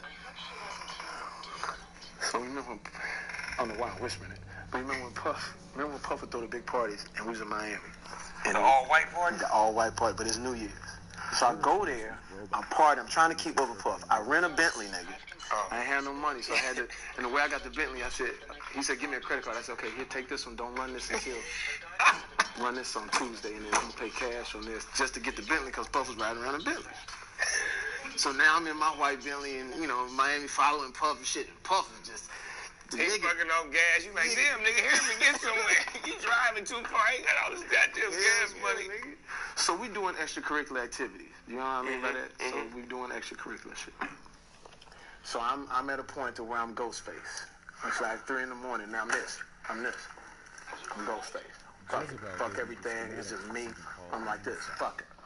And then this young dude walks in and said, hey, what's up, dog? Look here, dog. Y'all need to let me on, dog. I'm the new artist. I said, man. And it kind of got on my nerves. Like, hey, man, get the fuck out of here with that shit, man. We party. I'm trying to tell you, dog, nigga, I'm the best rapper. I said, nigga, shut the fuck up. Let us party, my nigga. Goddamn. So I'm Ghostface, right? So Puff came to me and said, yo, no, he is real. I said, nigga, fuck, goddamn it, dog. He fucking my high up, dog. Listen, if he was really who it was, we'd be listening to him right now. Funny, I don't hear his record playing. I'm that dude. And I'm not even giving you the whole thing. I'm so disrespectful to this dude. Oh, wow. So I'm like, get the fuck out, right? Go back to the crib. A few months later, on BET, it's T.I. That's who I'm talking to. He said, you may see me in the streets, but nigga, you don't know me. The nigga came out of the TV and was looking at me like that, right? Wow. So now I ducked T.I. for like a year. Every event he was at, I leave. Every time he was at a club, I leave. I was like, I don't know what to say to this dude, right? Finally, we're at the L'Hermitage. I come out the elevator. He's standing right there with all his bodyguards. I shoot to the bar, grab a bottle of Moet, and kneel down in front of him and say, my nigga, I'm so sorry. And he was cool. He said, it's all right, my nigga, it's all good. My nigga, we here now. So he let me off the hook. That's a good nigga right there. Yeah, that's a good nigga, because I was really fucked up. It be like that sometimes. I done a few niggas like that. They know it ain't no harm, no foul. It's just when I'm in my zone, man, leave me the fuck alone. I hate when niggas come in the club trying to rap in my motherfucking ear when I'm trying to enjoy my high. Nigga, I don't want to hear you rapping over another nigga's rap. Niggas, I can't listen to two niggas at one time, man. That's hilarious. I can't do it. Yeah, I just unfortunately picked T.I. It's all good. Tip, you know what it is. It's all Tip. It's all hood, my nigga. I made that mistake at the party, too. They started playing Blurred Lines, and I couldn't. Ladies and gentlemen, boys and girls, 1 2 1 2, mic check 1 2. Do not attempt to adjust your channels. You're inside the GGN News Network with your host with the most, Finding Nemo, a.k.a. Nemo Hose. And today's special guest is Jamie motherfucking Foxx. Last name Fox, first name Jamie, middle name motherfucker. When you see me out, you say, hey, there goes Jamie motherfucker, Bit-Ox, holla. Bitch, this goes a long way back, man. We got stories, man. Man, stories to tell. Baby. We about to do movies, music, everything, too. Hey, man, we about to get it popping, man. And I got these brand, can I promote my thing? I got these brand new fishnet condoms that are coming out, so make sure you look out for them. Wait a minute, what? A fishnet condom. It's brand new. Oh, so you can feel? Yeah. You get more feel? You get more feel in it. Oh, okay, I'm stroking already. You know what I mean? Nigga said fishnet. Favorite sports team? Lakers. Weekends or weekdays? Weekends. Raiders or Rams? That nigga ain't even gonna answer. That nigga not even gonna answer. That nigga said, huh? It's a real LA nigga right here. Get it. Favorite sports team? Lakers. Weekends or weekdays? Weekends. Raiders or Rams? That nigga ain't even gonna answer. That nigga not even gonna answer. That nigga said, huh? It's a real LA nigga right here. Get it right.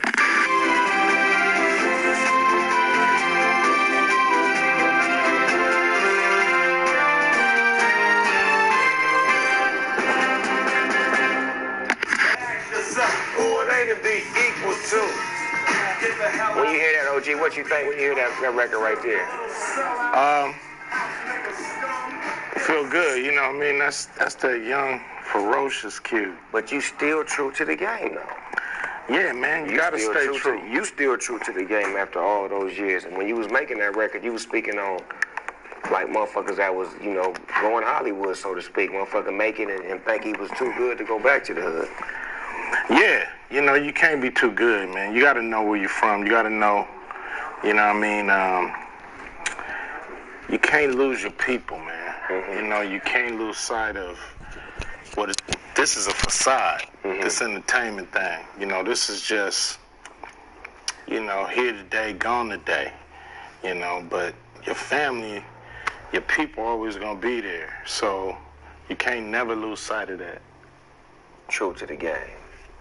That record right there was probably like my favorite Ice Cube record, because you was on one on that motherfucker. You was educating us. Actually, I feel like it's right now. Like that record is for what's going on right now, with all of the social issues that we going through, the racial tension. Like that shit is like speaking to right now. Do you feel like that, or you like don't even trip off of that record no more? You know, I think about it every now and then, but I think, you know, it's that record is always going to have a place. You know, it's always going to be a reminder for people to know that they got to check themselves sometimes, you know what I'm saying? And we all guilty of it, you know what I'm saying? I'm going to say that I'm, you know, guilty of it sometimes too, but you got to check yourself. You know, every pencil need to be sharpened every now and then, you know what I mean? So moving on to the present day and time. You got Cube Vision popping like shit. This shit popping bigger than any record label or any record that you ever did, like on the movie side. How did you make that transformation to fall into the movie world and be so heavy into it? First of all, it was get in where you fit in. You know, where it started. You know, shout out to John Singleton, who actually discovered me. You know, he actually was like, yo, I want you in my movie. So, but I felt like being an actor wasn't good enough to to be able to really do all the things I wanted to do and to be able to do the kind of movies I wanted to do at the Boys in the Hood. So I knew getting behind that camera and was important, and writing was important, because until you have the material you want to shoot, you don't have no movie. So it all starts with the writing. So I got into writing early. Like right after I did Boys in the Hood, I started writing my own scripts. They was whack, but I started. And the third one was Friday, you know, with DJ Pooh. So that's where it all started. You know, it's like, you know, John, when I first did Boys in the Hood, he was like, dude, when you gonna start writing? And I was like, John, what you talking about, man? I can't write no movie. He said, yes, you can. You write them lyrics like you can write a movie. And he said, what, you think they gonna have movies like Boys in the Hood waiting on you after this? So I was like, damn. You didn't think like that at that time, right? No, you know, I was just thinking about trying to get the part right. You know what I'm saying? I was thinking about trying to get the part right. So, making sure you nailed it as an actor to where motherfuckers was like, nigga, you did your thing on screen. Exactly. You know what I mean? So after that, I was like, you know, I'm gonna have to get into this writing shit. You know what I mean? Because if I don't, then it's just gonna be bad. I'm gonna be just an actor just sitting around waiting for somebody to call me. And I'm like, fuck that. You never thought like, for example, Summer Vacation. You never thought that was a movie? Nigga, that's a motherfucking movie. Without a doubt, it's a movie. You know, it's just all about, you know, the thing is, you can come up with a gang of ideas, but until you can get the folks who are going to really put up all that money to do it right, convinced that that's the movie they should do at the time, you know, it's just going to sit in your brain. Because when you go sit with them and meet with them, they already got movies in their mind that they want you to do. So you coming with your movie is just piling on to what they already got. And that's just with you, because as soon as they have another meeting with another actor, they got a gang of movies in their head that they want to do with them. So sometimes they all locked in with movies that they want to do anyway. So you got to either come with a hell of an idea, or you got to convince them that this is the one to do at the time. And sometimes they see it, sometimes they don't. I like the fact that you make great family movies, cause like you make movies that I could take my whole family to see, and that to me is an exceptional, you know, point of view to be able to come from gangster rap, the shit you come from in the beginning. I look at the early you to the man you are now, and the movies that you make now, to where you could take the whole family. You could take your grandparents, your kids, your cousins. Like, how did you get that pen to be able to write that style of shit? I watch all kind of movies, and I think it's a place for everything. And I also felt like I can't just worry about my generation all the time and worry about my fans all the time. I gotta be able to touch the whole family, because I want the youngsters to like me too, just as much as the parents. I want the kids to know who I am. I don't want the parents to have to say, no, hold on, Cube is cool, just wait. You know what I'm saying? I want them to know because they like one of my movies. That's crazy that you said that, dude. More people recognize you now for the movies or the music? The movies, without a doubt. How'd that make you feel? Great, because I do it all. Well, you show niggas like me how to diversify my portfolio, how to do other shit other than just rap. You understand what I'm saying? Because rap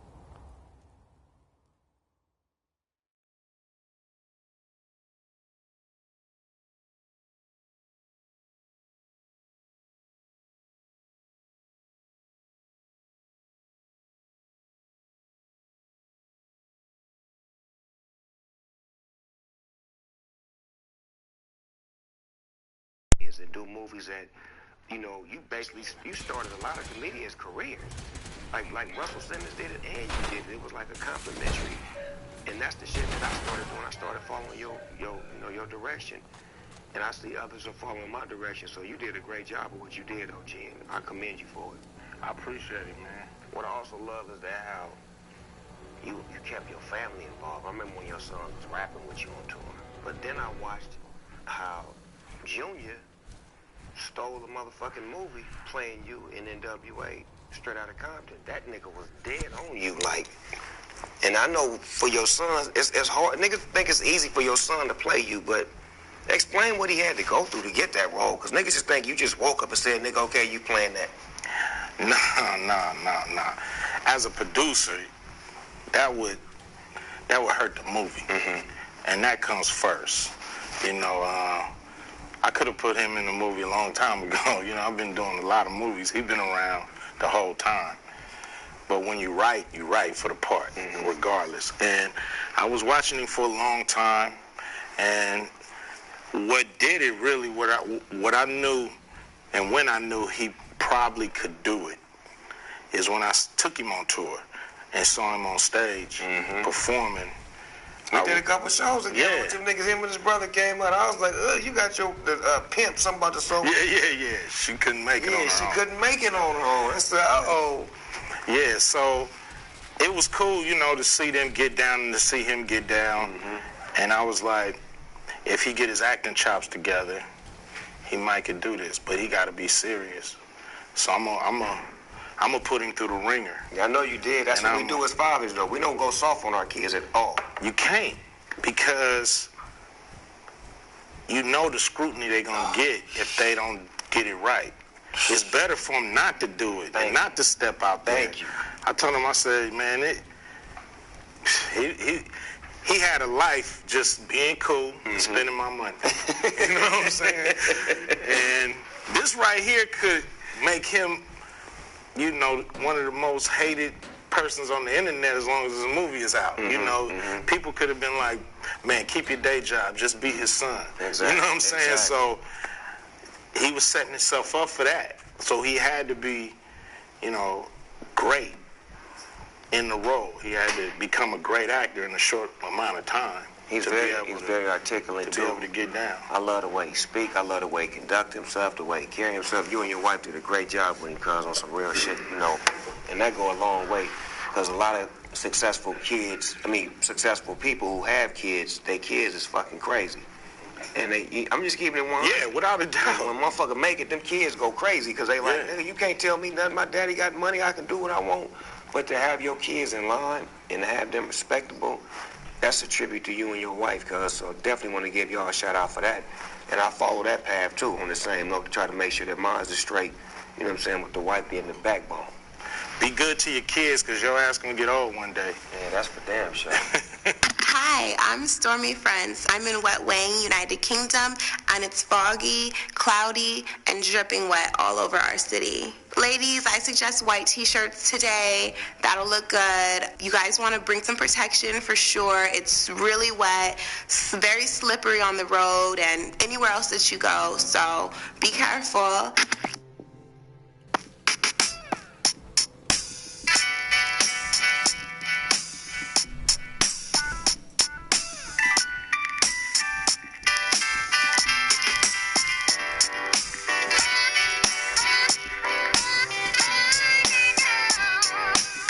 So moving on to this barbershop franchise, you killing it with this, man. I mean, you going real bad. Which part is this? Part 3? Yeah, we're on number 3.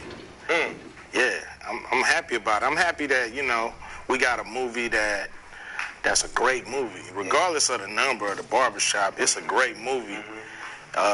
And it's a great story about what's really going on in Chicago out there, you know, which we know it's a lot of killing going on.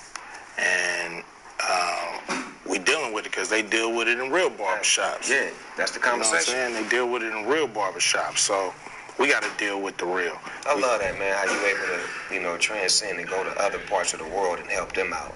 Like, movies is the best way to help end violence. If you really want to put the right message out there. It's not politicians. It's not a song. It's a movie, because people need to see themselves sometimes and see exactly what's going on. And by you using that platform with the right actors and actresses, I can't wait to see it, dog. I wish you luck with that movie. Thank you. You know, it's a great movie. You know, it's funny. We got Sid in there. We got Deion Cole. We got JB Smooth. Did he keep his same natural with the gray in it? Yeah. You know, said is a fool, but he's my partner in crime on this one. You know, me and Said, as long as he come back, I'm back. That's good. That's Cheetah. And that's a good tandem right there when y'all. But that's what I say. You great with comedians. Mm-hmm. Like you wouldn't expect that. You would expect you to be with some action or drama or some crime, but you and comedians is like A1. That's your best work.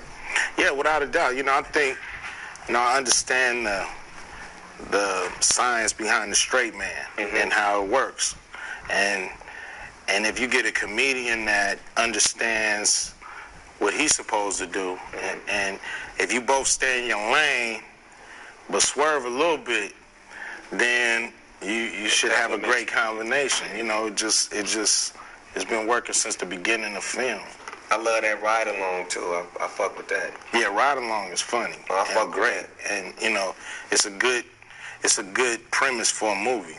You know, dude that hates who his sister gonna marry. You know what I mean? Fuck with that. That right there, anybody can relate to that. Shout out to the homegirl Tika Lowe. Yeah. Shout out to my man Kevin Hart. K Hart. Now, what the fans is asking me is, when is Ice Cube going to direct a movie with Snoop Dogg in it? Whether it's this what the fans are saying. This has had nothing to do with me. They say whether it's a comedy or action or a drama, Cube directed Snoop Dogg is an Academy Award ready to be grabbed.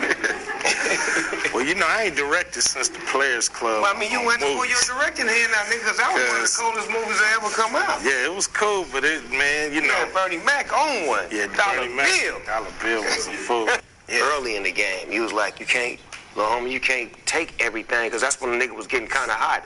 And they was calling left and right, we want to put you in this and put you in that. And I hollered at you, he was like, you can't take everything, you got to pass on some shit. Yeah, because they going to throw everything at you when you're super hot, and some of that should be garbage as far as the movies they coming at you with. So you got to, you know, it's all about, is it a good movie? Not do I have a good part, or I like the people that's in the movie. It's all about that script. If the script is great, then, you know, if they put the right people around it, it's hard to mess it up. But if the script ain't bad, it's hard to make it good.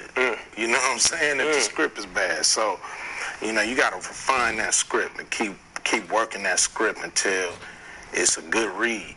So the paper is the most important part of a movie?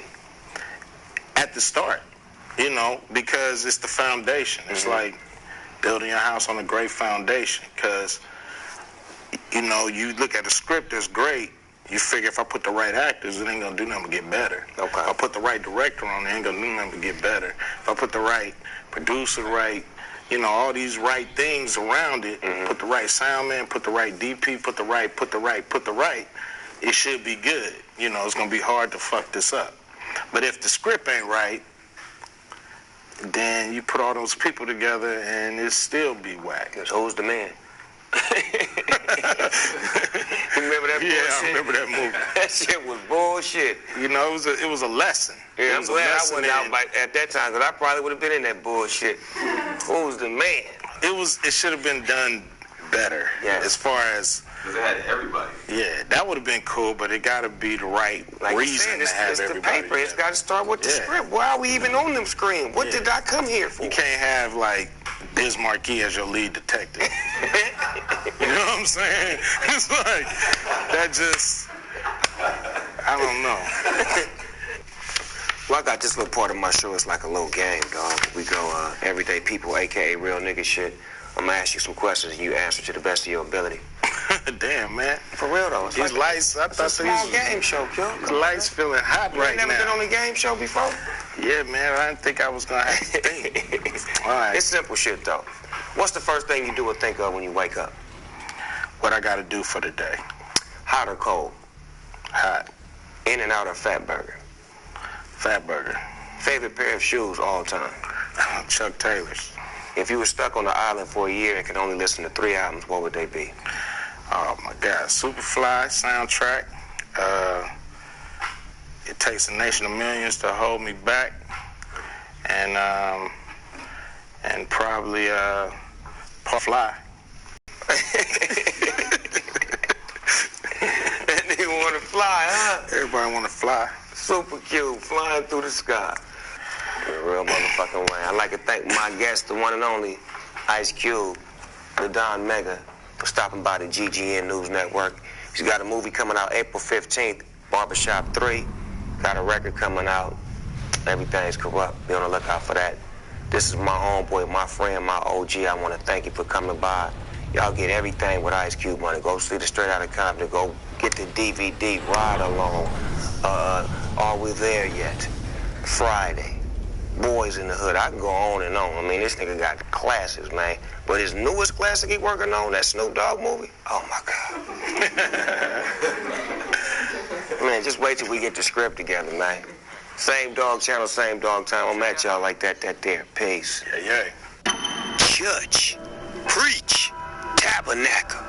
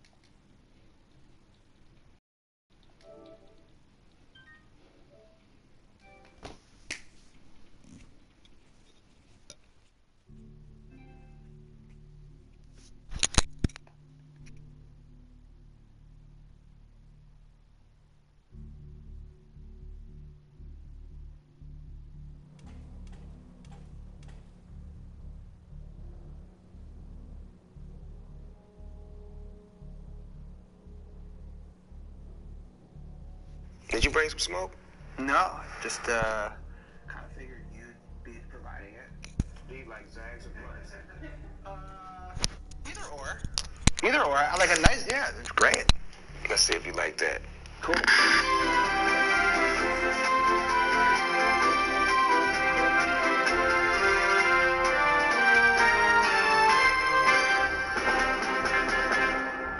Usually I never smoke in like a public-facing like interview or anything, but this is just too. This is the important of an GGN, though. Yeah, of course. This ain't like the regular shows that, you know, they may call you to do. Hey, Lil Dicky, could you come do the Tom Brokaw show or do 2020 or do...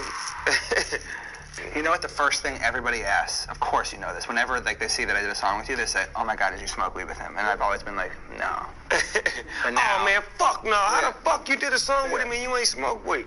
Yeah. Well, ladies and gentlemen, boys and girls, if you don't know, you won't know. You inside the GGN News Network. I'm your host with the most, Finding Nemo, a.k.a. Nemo Hose. And today on my show, I have a very, very special guest coming at you live and direct from Philadelphia. It's the one and only Lil Dicky. I don't know how you don't stutter when you say all those things so fast. It's impressive. It's like your rap skills, man. You know what I'm saying? That's very impressive. Thank you, sir. How do you do what you do without stutter? Well, I do a lot of takes. I just heard that was one smooth take, and I don't know. That's what it is. Little Dickie, what's up, man? You a rapper, right? Yeah. How long you been rapping?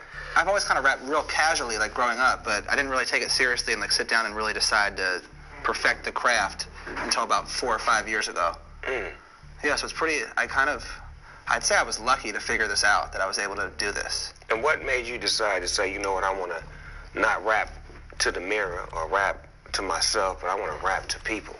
Well, to be quite honest, I started doing this because I really wanted to be a comedian. And I was thinking about ways that I could be noticed for being funny. And I always loved rap, and I thought, you know, I was like solid. I saw guys like Lonely Island, you know those guys? Come on, man, I've done songs with you. Yeah, okay. So I was like, these guys are doing it, and they're like, you know, extremely successful. There's not many competitors in this like comedic rap space. Yeah. So I started doing it for that.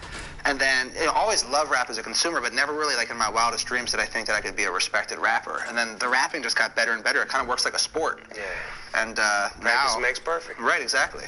So I'm just really happy that I chose rap as that comedic way in, because I couldn't imagine that. It's, like, so therapeutic now, rap, and I've always loved rap, and it's just great that I can do this for real. And it's dope that the rap community is wrapping their arms around you, because they see how dope you are and how serious you are. It's not how long you've been doing it, it's how committed you are to it. Yeah, no, I mean, I think it all kind of started with you giving me that job on that song. Hey, man. So I appreciate that. You was looking for a professional, man. You came in with a professional attitude. Yep. No, I take it really seriously. Obviously, the stuff's funny, but I certainly have, like, real serious ambitions, so I go hard.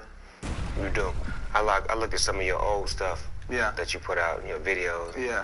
I'm just seeing the angle, and like you said, it has a great comedic timing to it, but at the same time, the music is dope as fuck. Thank you. So it's like you laugh, but then you listen like, damn, this motherfucker is dope. This shit is hard. Is that the effect you were going for? Yeah, because, you know, as funny as the Lonely Island guys are, like, then as I started rapping and getting better, I was thinking, there's never really been a guy, maybe like Eminem early days, where it was like he really was being funny and rapping really well at the same time. Yeah, and I just thought that's kind of a lane that I haven't really seen, because as funny as Eminem was, it wasn't like sketch comedy. Nah, you know what I mean? It just was funny because he was saying it. Yeah, exactly. So no, I think it's like kind of like a wide open space that I feel almost like I was born to drive in. What were some of your influences? Musically?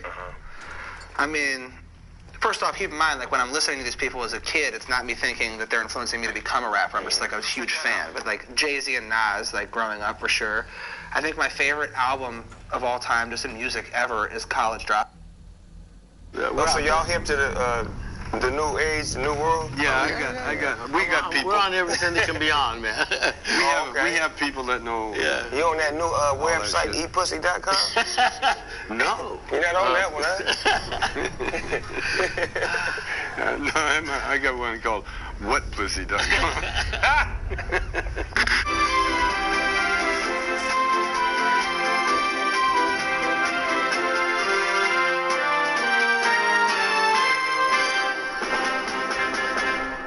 Ladies and gentlemen, boys and girls, you inside the GGN with your host with the most, Finding Nemo, a.k.a. Nemo Hoes.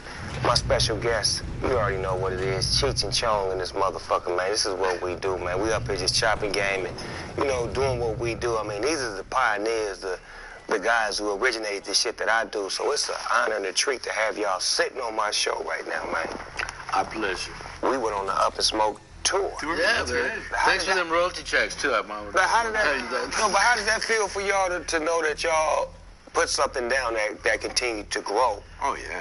It was amazing, because it connected with, like, not only that culture here, but worldwide. Yes. It was a worldwide culture. It was like a seed that you guys had planted, and you watered it, and then all of a sudden that seed grew into Jack and the Beanstalk, the biggest tree ever.